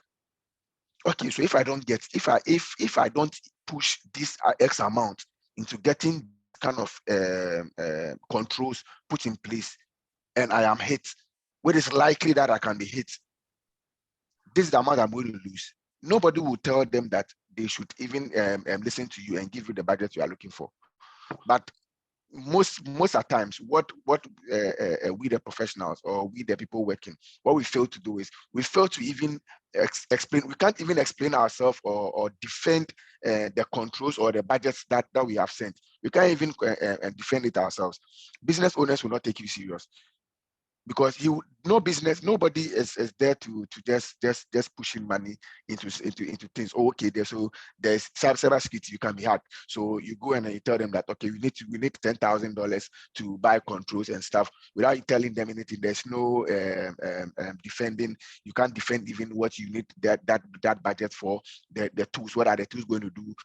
You can't even defend. All you've done is just put a budget and give it to them. They might not even mind you. They might not even mind you. So, like Sunday said, know your risk, and then address that kind of risk. Look for the controls, and then also quantify the risk, or that when the attack happens, quantify the amount they are going to lose, and then now go and then go and put your case before them. I'm addressing also someone's question. I think that has to do with the question that the person asked. Please, is it convincing management? Is it please a way of convincing management to invest into cybersecurity? Can the network administrator hack the network? I would say a big no. If you want to lose your job, maybe you can try some things like this.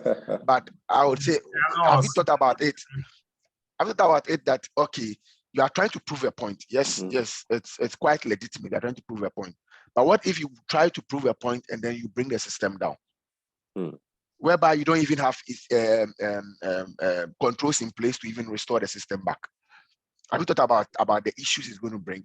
So something like your core banking system, because you want management to know that the core banking system is very, very porous, important, or it is a very critical asset, and then there are vulnerabilities in it. You just go and hack your core bank, go and touch your core banking system.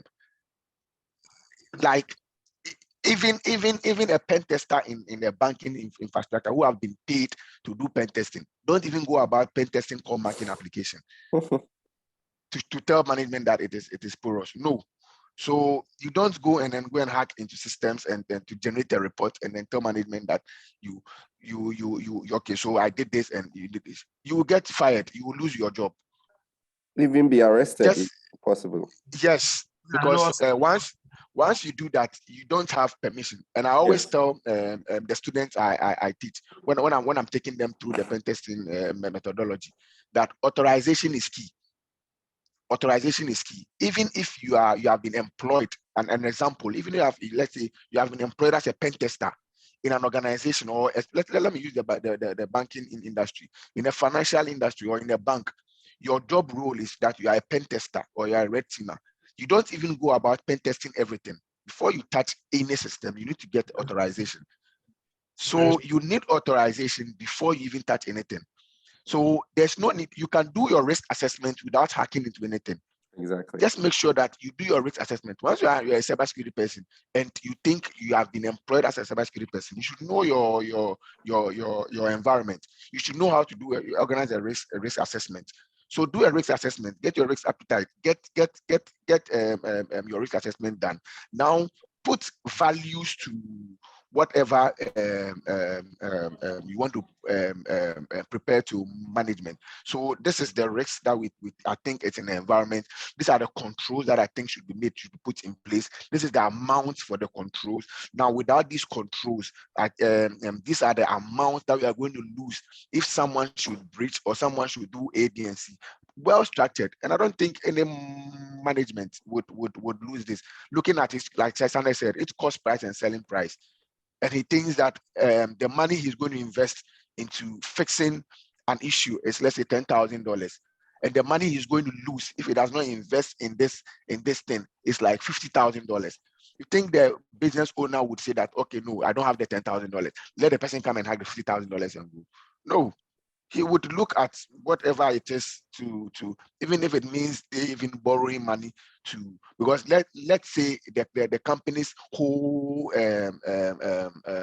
assets or the amount or their capital is $50,000. Now, if an attacker can hack and then even siphon $40,000, and then you need tools like tools and controls in place to be like $5,000. You think the company will not even pick that $5,000 and give it to him implement? So most of the time it is about how we approach these things, or how we even go to management to request for these things. Another thing that I'll add is that once it's a CI, because we are talking about CI, so once we fall under a CI sector, you can even use the CI directive as a baseline reference to seek for these kind of things. Because now when you go into the CI directive, they have listed certain things. If your regulator also have its own directive, you can also pull your regulator's directive, sit down and then draft or compare these things, draft a nice proposal and give it to management. Let them even know that if these controls are not in place, the regulator is saying that we are going to be fined A, B, we are going to be fined A, B, and C, or we are going to lose A, B, and C, we are going to lose accreditation, we are going to lose this. Business owners will not sit down for these things to happen to them. They will find money and find ways to put in these controls. Thank you. Okay. I think that another thing that people might need to do is that they might need to have to put together, sit down and do the work, put together an impact matrix, a probability matrix. Because I've had quite a number of questions in the past that, oh, can this happen to us? Very simple question. The business owner will ask you that, who will even do this to us? What is the probability of this incident actually happening? Yeah. You need to put in place a probability, document it. Okay, so I think that the probability of this is high. If it's high, this is the impact. So high probability, high impact. They need to deal with it immediately. Low probability, high impact. Maybe you can wait for medium term. Low probability, low impact. Okay, we'll do that in 3 years, 4 years, 5 years time. So put in place an impact matrix, show management what is most critical at a point in time. Okay, so the impact matrix will let you know that this is more probable. This is the impact. I need to do this now, because most businesses have a whole basket of things they need to do. They can't do all of it at once. They need to do what will give them the most value at that point in time. So give a probability matrix, an impact matrix. This is the most important at this point in time, and then use it to plan, a schedule of what you need to implement, what you need to do. So I think that's the only thing I need to add to this as well. Yeah, so that's great. Sanders and Nee, and maybe just quickly to add up to that, like this is actually advocating for a real-time like risk assessment, or if you like risk management. So usually would point you to this popular risk equation where you say it's threats times the vulnerabilities. So there you can do a non-destructive testing, you know, I mean, not going to the exploitation extent where you're trying to hack to prove a point though, but you can do maybe a non-destructive testing as well, just to be able to identify the vulnerabilities in the system. And then also you map it out against the threats, the possible cyber threats that could come to the organization. And in this way, you can be able to also grade the levels of, grade the risk levels that your organization is susceptible to, or probably could be a victim. Maybe you can color code them anyways. Like at this point, we may be in danger. At this point is okay. At this point is not okay, and so on and so forth. Also to add up to some of the information that you may need to convince your management about investing in this. So like Nee has said, and I would also clarify that it's not important to try to hack your system to prove a point, but you can, we've all suggested, you can follow through this process, quantify your losses or the possible losses that could come to the organization, and then, find a way to, convince the management using all the possible risk assessment processes, and I'm sure that stakeholders or management would be interested to put in an effort in this direction. So yeah, any more questions? So is it a crime under the Electronic Transaction Act to try to hack into your employer's system? So someone is asking. Yeah. Absolutely, yes. Yeah. So it's a simple answer. It's yes. Okay. And I'm seeing another one here. Said, why is the industry not employing the entry-level workers? Yeah, I think you mean entry-level cybersecurity workers, right? I think so. So yes. What do you think about this, Sanders? It's a very interesting question. And I've been thrust into this kind of question quite a number of times because I see. Because I've managed teams before. Questions I've always been asked is, why aren't you employing people who are in entry level people? See, and this is a very I know I'm going to be a bit controversial in this because everybody started from somewhere. I'm going to take it from a number of angles. First angle, experience. Most organizations see cybersecurity people as possibly disruptive people. I'm employing somebody who is cybersecurity guy. Can he cause a problem in my network? So most organizations want to get somebody who has done it before. I'm coming from that one. That's one. Number two, and this one is for the organizations. Sometimes the people who are actually interviewing the cybersecurity people do not have the right capacity to actually do those interviews themselves. So I can actually walk into an interview, and I've had a lot of interviews. I do not care about your qualifications. You can bring the whole list of your qualifications. I'll ask you a practical question. I don't care what qualifications you are, so long as you can answer the question, some of those practical questions, I know you might be better than the person who is bringing me a whole long list of qualifications. So some of the interviewers themselves are not actually qualified to conduct those interviews in the first place. So they might not actually be able to identify entry-level people who have potential and will take supposedly experienced people who might not be able to do the job. That's one angle. The second angle I'm going to bring in as well, might be controversial, is that in actual fact, in the Ghanaian landscape, there are not that many jobs in the first place. The main reason being that cybersecurity for most organizations is an afterthought. It's a complete, simple afterthought. Most organizations want to serve their customers and to make their money. There are some organizations that actually know that they've been attacked, they've been hacked, they don't care. The money they are making is 100, 1,000 times more than that money somebody is taking on the end. So they don't even care. The cybersecurity directives now have actually opened up the market. Bank of Ghana one initially has opened up the market big time. The one from the Cybersecurity Authority has actually opened up the market again big time. I think the jobs will come. This is where they always say preparation meets opportunity. Make sure you are ready when the jobs come, and you are ready to take advantage of those jobs when they come, because they will come and they are coming. So make sure that you can take advantage of those jobs when they come.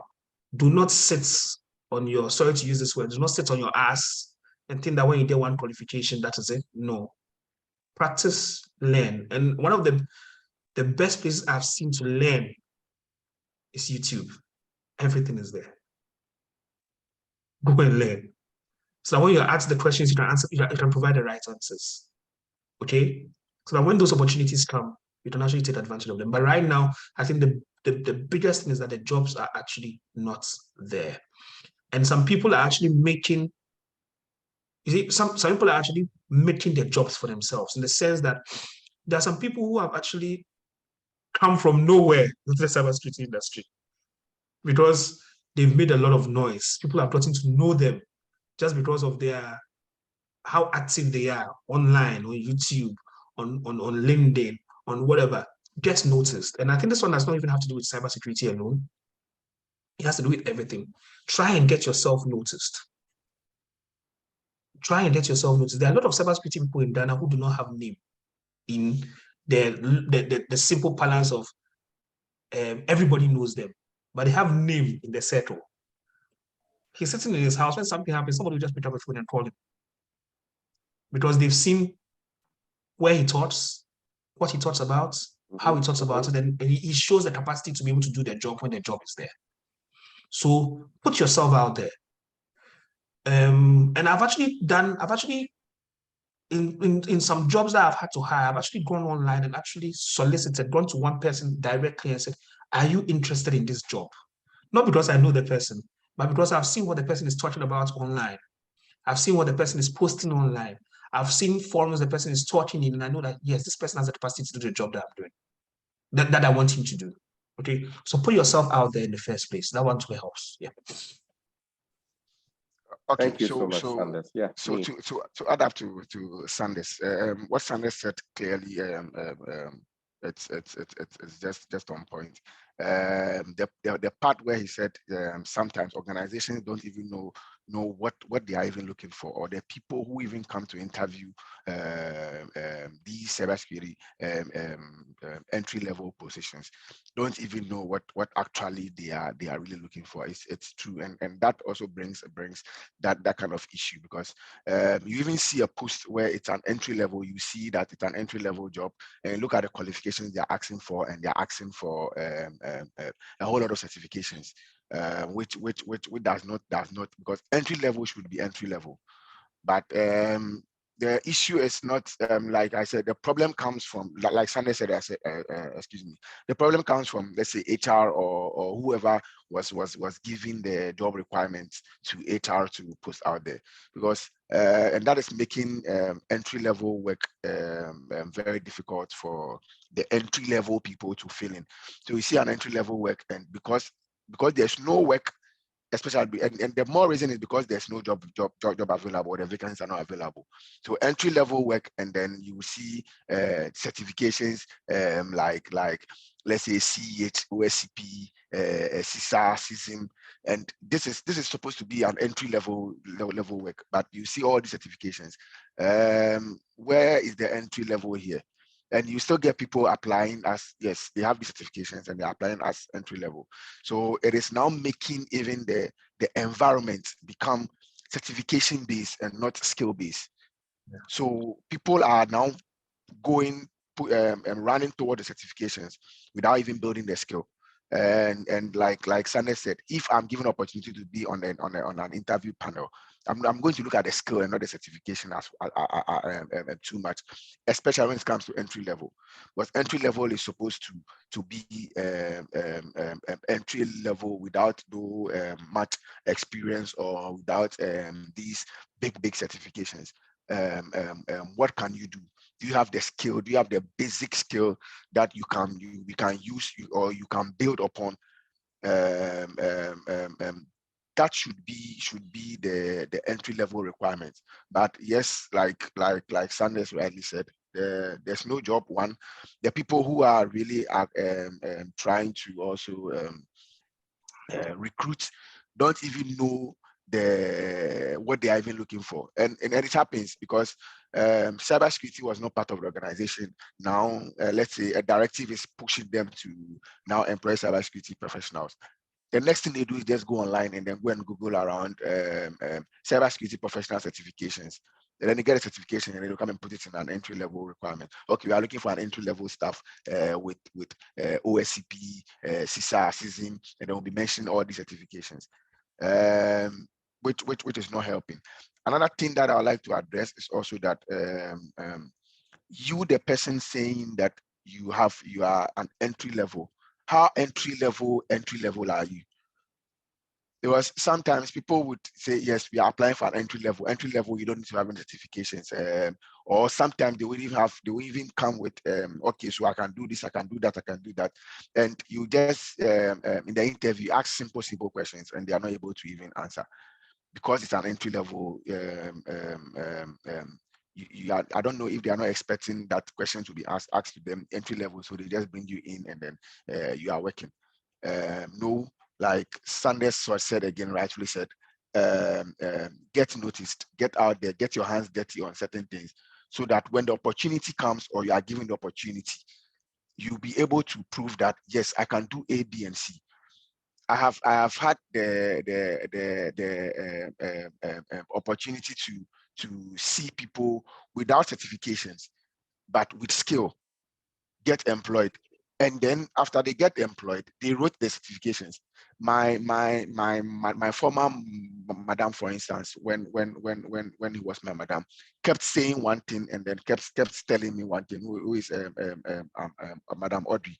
Madam Audrey will always tell me that now you don't have the money to write the certifications, but get the skill. Even if it's a participation certification, get the skill, get the participation certificate, Most companies would look at these participation certificates and know that, yes, cybersecurity certificates are expensive. You don't have the money yet because you don't have a job, but you have the skill, and once you have participated in that training, it means you should have a knowledge about the skill. That alone should be able to even qualify you when it comes to interview.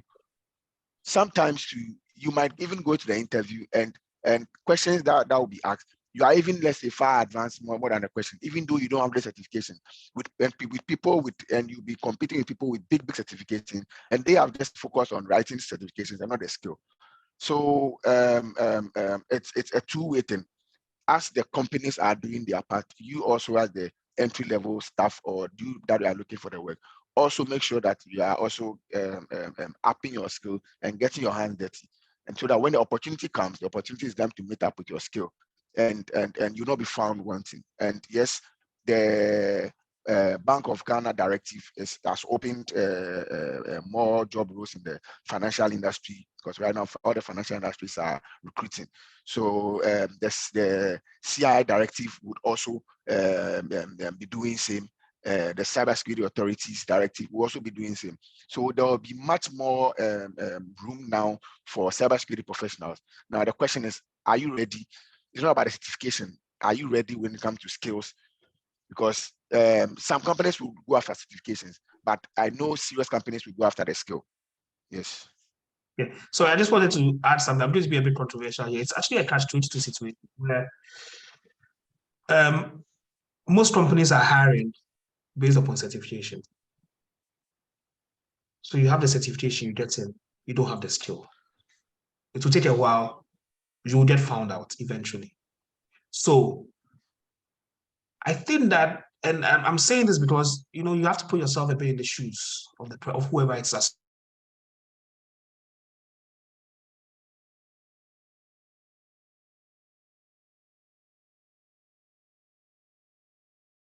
Yeah, I think Sanders. Certification that validates that skill that you have as well. If you have the capacity to do it. If you do not have the capacity to get that certification, like Lee said, there are some online open source engagements you can take part in, get a participation certificate. That's something which shows that you have presented yourself, you have been present, you've done it, you've done that. Okay. And then present it and hope that, I'm saying this, hope that the person who's interviewing you understands the impact of what you brought to the table. Because I'll give an example. There was, in the past some time, I was writing a job description for an entry-level position. And as part of the qualifications, I wrote a bachelor's degree. Or, I didn't say end, a bachelor's degree or relevant certification. And the second one was interest in cybersecurity. They came back to me and asked me that, what do you mean by a bachelor's degree? What do you mean by relevant certification? Put a name there. I told them, I know. I know people who did a grade who are superb cybersecurity people. I actually do not need to know that he did computer science. So for that entry-level qualification, for that entry-level job, there was no set qualification for it. And everybody thought I was mad, really. But to be very frank, when the people came in, I think that I chose the best people based upon the discussion we had at the interview table. So it's a catch-22 situation where the businesses are not looking for that. But I think that gradually, it's getting to a point where people know what they are looking for, and they have the right people at the helm of affairs to be able to actually hire the right people to do the job. Awesome. Thank you so much, Sanders and Nee, for that. I have just, okay, let me see. I have one more question here. Is it okay to use open source tools for security monitoring or cybersecurity assessment, such as OpenVAS and so on? Okay, so let me read the second one, and maybe, so Sanders, you can take the first one, and let's see, well, is this a question? Or you want, okay. Let me answer this. Okay, go ahead, please. So, is it okay to use open source tools? Yes and no. I might not have answered the question, yes and no. Let me explain. For most businesses that are doing serious business, they want a tool that somebody else can validate, that somebody else can stand up for. So I'm bringing a tool in. The business wants to know who else has used this tool. Who knows about this tool? Because usually the more people use a tool, the probability is there that it's more widely accepted. Okay, there are open source tools that are really well known. Okay, and that's why I said the answer is yes and no. Okay, you can use those, but most businesses will not allow you to deploy open source tools in their environment. You'll have to really talk and really give a real good reason why they should deploy those open source tools. Most organizations will not allow you to do that, especially if they have the money to procure closed source tools or to procure proprietary solutions. If your business allows you, if you can make a case for it, yeah, go ahead. But make sure that you go for tools that have a lot of clout, that have a lot of validation, that have a big community around it that can support when problems arise. That's another thing about tooling, open source tooling. Sometimes when you have a problem, there is no support. I've actually been in an incident response situation where there was a tool that was being used for an engagement, and there was a problem with that tool, and they didn't know who to call because it was an open source tool. But for most closed source tools, they'll have a support team. You can pick up the phone based upon your contract and say, I have this problem. And most of the time, you even have an SLA. When I call you that I have this problem, I give you 24 hours to solve my problem for me. Okay, so those are some of the things that businesses take into consideration when they are purchasing they are making the decision between open source tools and proprietary solutions. Because number one, support, and number two, recognition. Yes.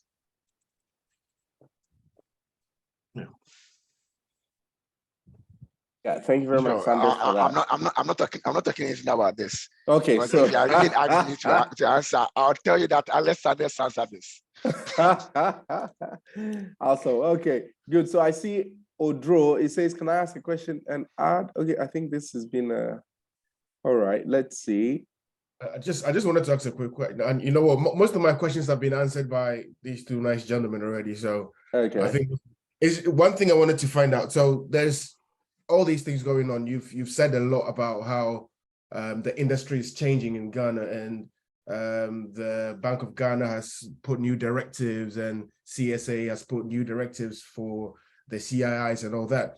And we still know that there's people have mentioned here that there is new people coming into the industry and are not getting jobs, and we know the jobs are coming, but the CSA has also said that they're going to put something in place so that we can, what's the word, verify people's not qualifications as such, but their trustworthiness and that they know what they're doing.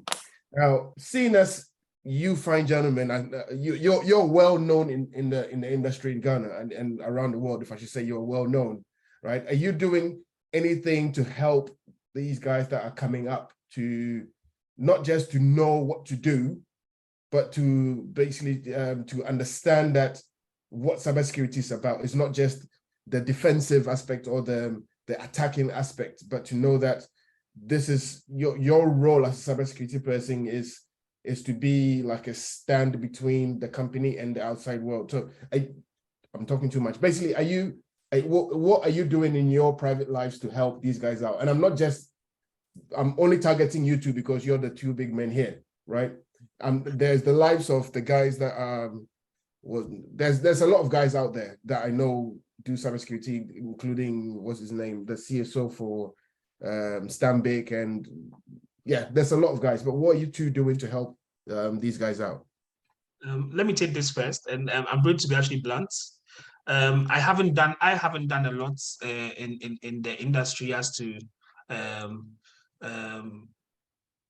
in the external industry as to helping out. I have done quite a bit in my employment where I've been employed to actually mentor people and help them to come up. But as in the industry itself, not really. It's something that I'm now looking at, actually getting out there and trying my best to get on webinars like this, being able to train people.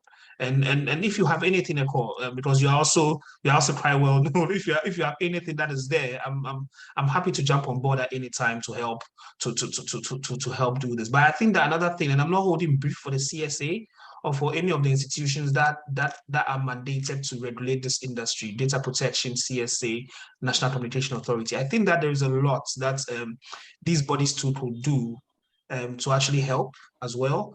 I see other cybersecurity authorities, other cybersecurity organizations in the world organizing training, organizing CTFs, giving people the opportunity to go and try their hands out at different things. I think that yes, as individuals we can do something, but I think that in actual fact, what really needs to be done is that there needs to be a collective to be able to actually help people with these kind of things, to put out training, whether free, whether low cost, to enable people to actually pull themselves up and be able to study and understand what they want to do. So me, I haven't done much really in the industry to help other people in my employment, yes, but I think that I am totally open to whatever suggestions that anybody has, whatever initiatives that anybody has. I actually have a background in lecturing. I've lectured for about 4 or 5 years in various colleges and universities and stuff. And yeah, I give myself up for anything that's available to be done. Nee has done a lot more in that area, so he can talk about it. Over to you, Nee, man. Okay, so yes, I get where Eko is coming from. What is being done for the younger ones that are coming in, like those, and for myself, okay, let me say, like Sanders said, I think it's more of a collaborative effort, or it's more of a collaborative work. Yes, it is not a one-man show or a one-man thing. If the industry players, like the big guys in the industry, like Eko yourself, if we can come together and then help put put in some measures or some structures in place, especially recruiters. You see, we have some also, like if you go on LinkedIn, outside the UK, US, Canada, other countries, they have technical recruiters. They have cybersecurity recruiters. They have recruiters who does recruiting. Companies fall on them to do recruiting for them. If something like that can even be done in Ghana here, I think it's going to help. And this, like I said, it's going to be a collaborative effort. I can't do that alone. Sanders can't do that alone. Someone cannot do that alone. But people who are in this higher authority or in these higher places, or if we should even come together as a body and then offer these kind of services. That okay, so you are a company, you need cybersecurity professionals. Your HR is not well noted. It's not well vested when it comes to employment for cybersecurity people. And if you need help, we can help with recruitment for you, and then get technical recruiters who are going to recruit for these companies. I think it will solve this kind of entry-level staff and then associate staff and all that. For my side, what I'm actually doing, or what I'm working most on, is the university guys and those that are not yet in the environment, enrich them in their technical skills, give them that hands-on, get their hands dirty. So what my focus more is that those, especially in the universities, because now in Ghana, I don't know which is the university or which of the public universities or private universities that are doing BSc cybersecurity, which is even the correct BSc cybersecurity, or they are really teaching that BSc cybersecurity thing. I think the cybersecurity is at the master's level, which even most of the institutions are not even teaching it well. So if we can, and so me, like I'm saying, I'm focused more on the university guys, that okay, you are doing IT, but you have that interest in cybersecurity. You can't do cybersecurity in the university because the university is not giving cybersecurity. What can I also do to help add to that knowledge gap when it comes to those who are interested in cybersecurity? So I have some clubs in the universities that I help out. If a university also reaches out to me when it comes to training, especially CTF playing, technical trainings and stuff, I do that a lot for them, just to equip these guys with that kind of hands-on skill. Because yes, they will not be able to write the certifications. Some of the certifications are expensive now that even the dollar rate is going up. The certification I wrote, I think 2 years ago, $200. Now, if you are measuring that $200 now, it's a huge amount of money. But if these guys, like I'm giving these guys this skill, now when they come out, how are they going to be recruited? That is where I think the collaborative effort also comes in. So I'm saying this, if the CSA even have this plan of licensing cybersecurity individuals, they should also get a point where we can also have technical recruiters here in Ghana that, okay, they are just recruiting technically, or cybersecurity technical recruiters that are recruiting for technical cybersecurity people. We have, because cybersecurity is not only for technical guys. We have the GRC. We have GRC recruiters for this kind of skill. We have recruiters, so that burden on HR institutions, HR companies, going online to look for rules or requirements, whereby that company themselves, they don't have a cybersecurity department. They are not starting a cybersecurity department. Now the question is, who are those going to do the interview for these companies? If they are going to recruit, they are going to fall on, let's say, IT or management, or people that they think, oh, okay, they have some idea about it. Not in the code. Some people that they would even follow in the company might not even have that knowledge, in-depth knowledge of who to even pick when it comes to cybersecurity, because he himself does not know anything about cybersecurity. So I think this can be an initiative. I don't know what you have on your plate, but I don't know what you are also doing out there. But like Sanders said, some of us are available for any initiative like this, just to help with the younger ones out.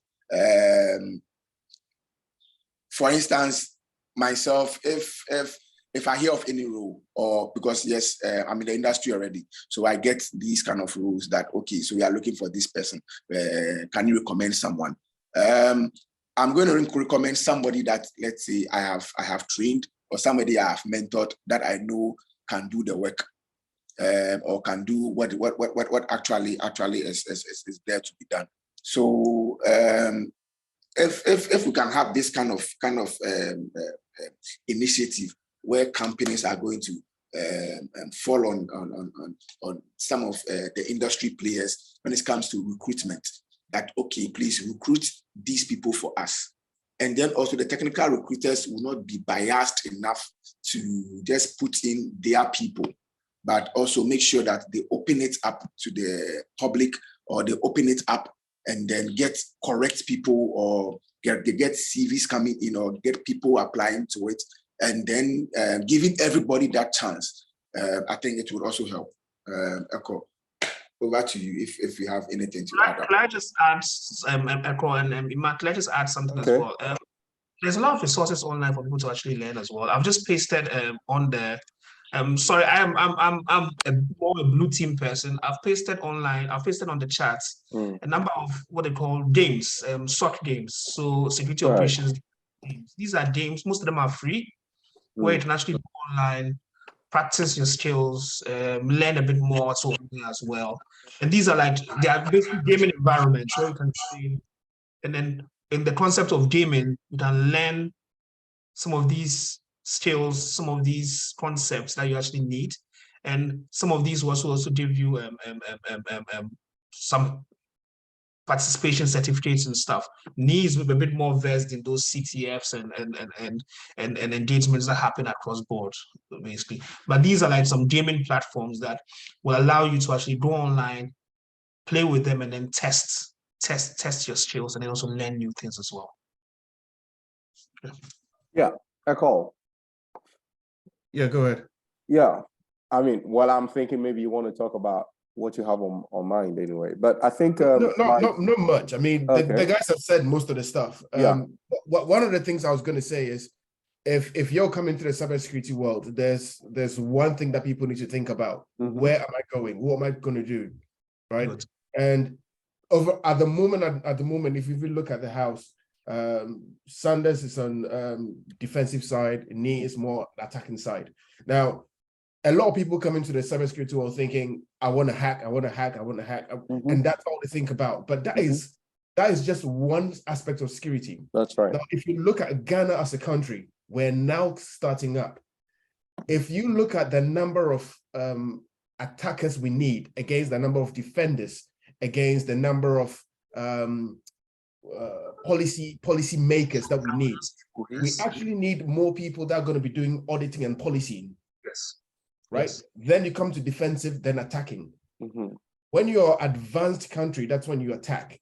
I'm not shutting down your job, Nee. I bet you get to.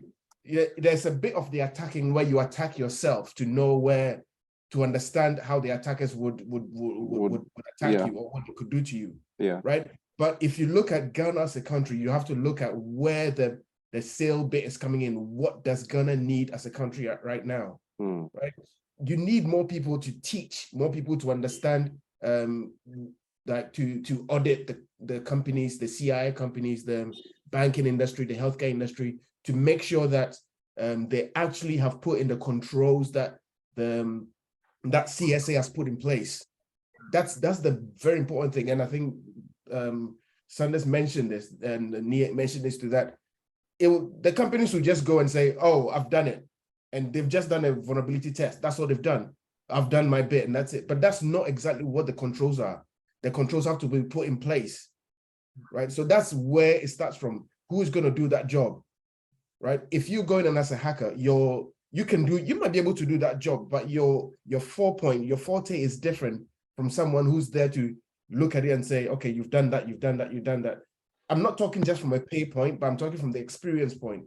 Okay. Right. So it's very different bits. And I'm happy that these guys, everyone here is doing that. And the other question I was going to say is, well, I know it's going to be thrown back at me, right? If companies, right now we have very small companies in Ghana who are moving to e-commerce and or moving to the computer world and stuff. Now, if these companies come in and say, can you help us free of charge to tell us exactly what we need to do first, right? Would that be a possibility that you would go for it? Say, obviously, we're in security to make money. There's no two ways about that. We've learned a lot. We've done a lot to put ourselves where we are. But this is the point where if a company wants to do simple vulnerability tests to see what do we need to cover first, it's not cheap, right? So how are we going to help companies like that, right, to come up with a simple vulnerability that say, okay, this is what you need to take care of first. If you have an IT team, let them take care of this first. If you have a security team, they can take care of that first, so that they can start from that ground up, and then they can think more about, okay, now I've got somewhere to start from. I can carry on from there, and then they can pay for the rest if they need someone to do a better assessment or to cover those holes for them. Okay, I have a controversial submission here, and let me actually align it to something else. In Ghana, there's something called legal help, legal assistance, where if you go to courts and you do not have the capacity to employ a lawyer, the states will give you a lawyer. It's in Ghana and in most countries. And I'm coming back to the CSA again.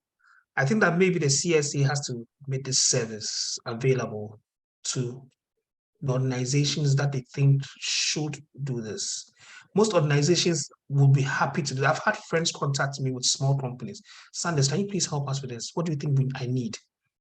Most of them will not have the money to go and hire a big company, but they actually want to do it. If the CSA can offer a pro bono service where any organization that wants a basic risk, cybersecurity risk assessment, come in, we'll help you with it. And this will help to build some capacity where, and they'll actually open up the market as well, because number one, what happens there is that when organizations realize the risks that they are sitting on and how to manage those risks, maybe that's when they might start to look for the entry-level people to actually help them solve these risks in the first place. So I think that yes, people in the industry can help, but I think the regulator is actually the buck stops with the regulator. The buck for things like this, where offering of free help and stuff, yes, people are doing it. But I think ultimately the buck stops with the regulator. And I think that people also need to educate themselves as to the type of controls that are required. I've just pasted something online on the chat. Maybe this conversation has gone on for long. I don't know if Emmanuel wants to end it very soon. I initially wanted to talk about the CIS controls, the basic controls you should have to actually protect an organization. But in the chat, I've put in an Excel spreadsheet, which is basically an assessment tool where, as an organization, you can put this and then match yourself against the CIS controls and say, number one, asset inventory. Do I know all that I have? Can I mark myself yes on that or no on that? Make this assessment by yourself. Do it as a self-assessment. There's one great organization I worked for where they had something called risk-based self-assessments, where you, the team, was asked to assess your own risk, bring out your own risk, assess the impact it had to you, where you are putting your own importance on your risk, not somebody's come to tell you that this is the most important risk to you. So assess yourself with some of these free tools online, like the CIS controls assessment tool I've put inside there. Know what your risks are. Then when you go onto the market to look for ways to defend yourself, for things to purchase, for ways to protect yourself, then you know exactly what you are looking for. Great. Yeah, thank you so much, Eko. I mean, that's a very good one there. We are really, really grateful. I think also from the point of view of the academia side, you know, in the university here, for instance, in KNUST here, we basically are looking at how we can bridge the gap between the academia and then the industry. You know, how can we bring on the people in the industry with the skill, you know, to kind of offer what they have learned, their experience in training some of these young students we have here. Okay, so for instance, if you want to come on board, like on our master's program, there is an opportunity for that, and you can simply apply that and you get it. You may be in Accra. I don't know where you are though, but if you're in Accra, wherever you are, you can join our team of a team of lecturers for example, our cybersecurity program we do here, and then you can offer your service, and which I feel like it will be a great contribution, to also help these people coming to also have some great knowledge and even to learn from your experience as well. So like the question you brought up, it's a collective thing. We all need to do our bits. And then in the end, we'll be able to achieve, to some level, what the expectation we are looking for. I think maybe in Ghana, we are doing quite well if you compare to the neighboring countries, but we cannot just relax on that. We need to push more. And that's why we've started doing some of these conversations here and opening up certain avenues to train others and all that. So we can also, in a small way, contribute, actually kind of give people the direction, the sense of direction. Because you have people, in fact, even in our university, you have students coming to you, they say, okay, I want to go into cybersecurity. What's the first step? People are interested in the area, and just like you said, but a lot of people think that it's all about hacking, and yeah. Also here in the industry, in the academia, we are trying to also mentor some of the students. I have got a lot of second and third year students who are extremely good. In fact, even my final year student who just completed a project with me, he tried to, he wanted to do some project in cybersecurity. I said, yeah, fine, you're encouraged to do that. You have students coming in, he's pretty good. He tried to build an IDS by himself, the students trying to do a few things here and then, they need mentoring. And we believe that you people in the industry can also offer mentoring to some of these students. And it's good we are coming together like this, and we'll be able to link up, getting us to move on ahead. Thank you all so much. It's been a great time.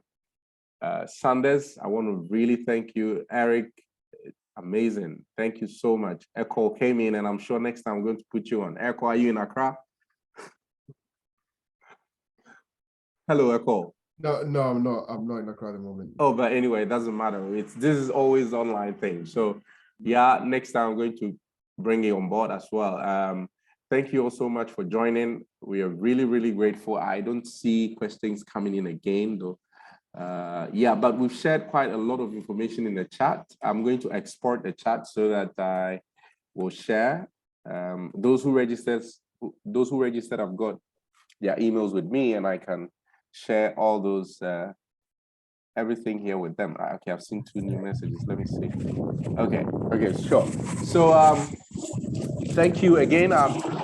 In the end, I'm also going to try to export this video so that we can all view it at any time. Thank you so much. I don't know if there is any other question.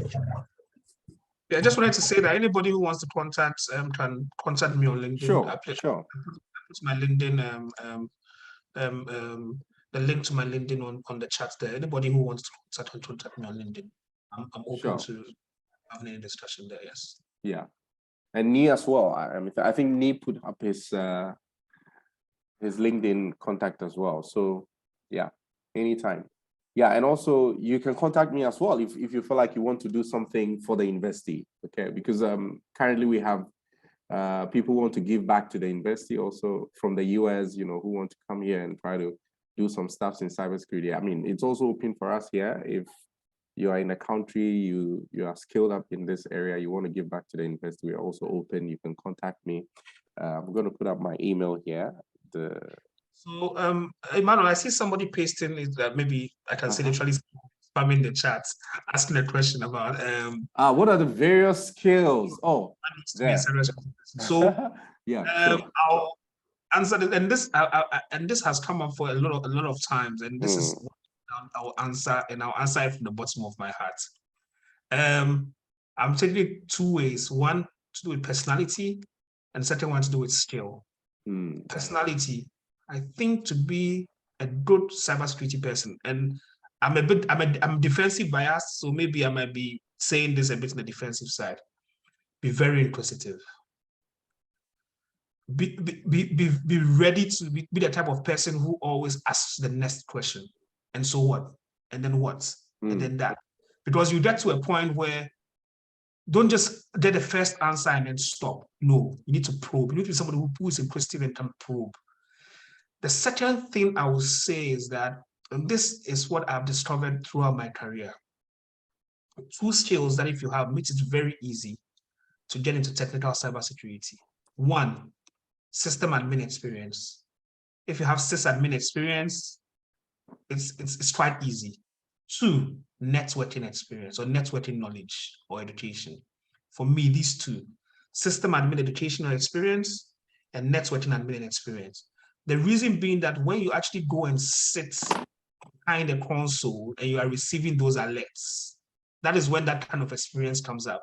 Because if you see a user account traversing a network over a specific port, you need to understand what that port is, and if that person traversing is actually supposed to actually be traversing that port and doing what he's supposed to do.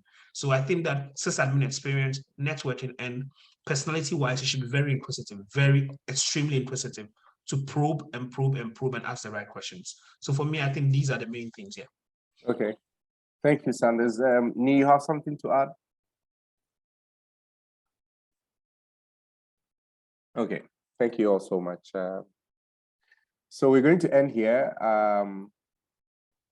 Hopefully we will put up a flyer for a second conversation like this, and I'm sure you'll be able to join us when we call. Thank you so much. I want to take this opportunity to invite you to join us coming November 22nd. We're going to have a short course in cybersecurity. It's purely hands-on. We seek to train people in the industry, like in the public and the private industry. If you're interested to join, you can send me a mail. I have put my email in there. I am going to send it one more time in the chat. Yeah. Nee is on the bill, myself as well. Now I am meeting Sanders, I'm meeting a call. So hopefully I'm thinking about you guys as well. I mean, I am very open, to allow anybody who has the skill as well to, join us to empower our own people. And Nee would tell you personally the reason I brought him on board. I know Nee right from SHS.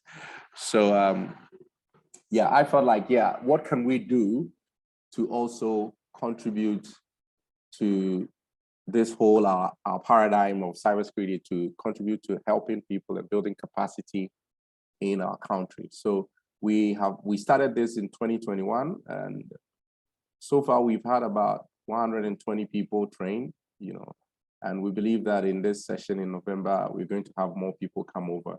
So please send me a mail, or you can check me up on LinkedIn with my name, the same name, Emmanuel Ahene. Yeah, and let's talk about this. Okay, thank you. The course is actually made to be virtual also. You can join virtual, or you can come to KNUST campus, right? And we make provisions for accommodation and all that. So thank you so much. See you some other time. Bye-bye, Sanders. Bye-bye, Nee. Bye-bye. Echo. All right, and bye-bye, everybody. I see folks here. Godwill, Tahiru, Albert. Bye-bye. Bye-bye, everybody. Bye-bye. Bye-bye. Bye-bye. Bye-bye. Captain, yeah. Yes, sir. Yes. I was here, so. So yeah. Yes, yes. So I did not register, but I provided my email in the chat box. Right. Right. So people send them at you. Right. I will. Thanks. Okay. Thanks so much. Good. Thank you. Thank you so much. Right. Bye. Bye, everyone. Bye. Bye. And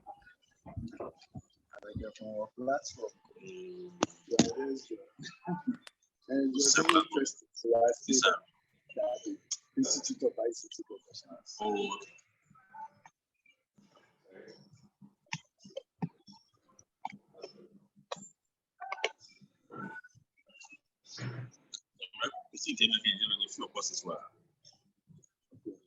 The unit.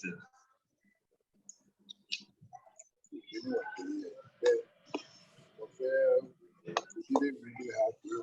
So you had to do some to get back in it.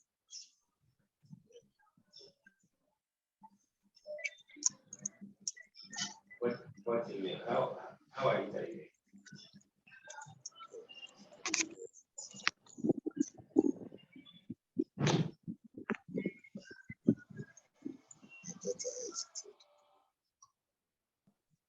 It's all about security. Yeah. It's all about security.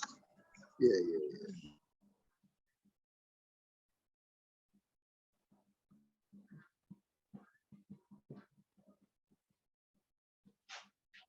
I think you're not typing it. So it's Esther dot something hyphen. He and then it's hyphenated.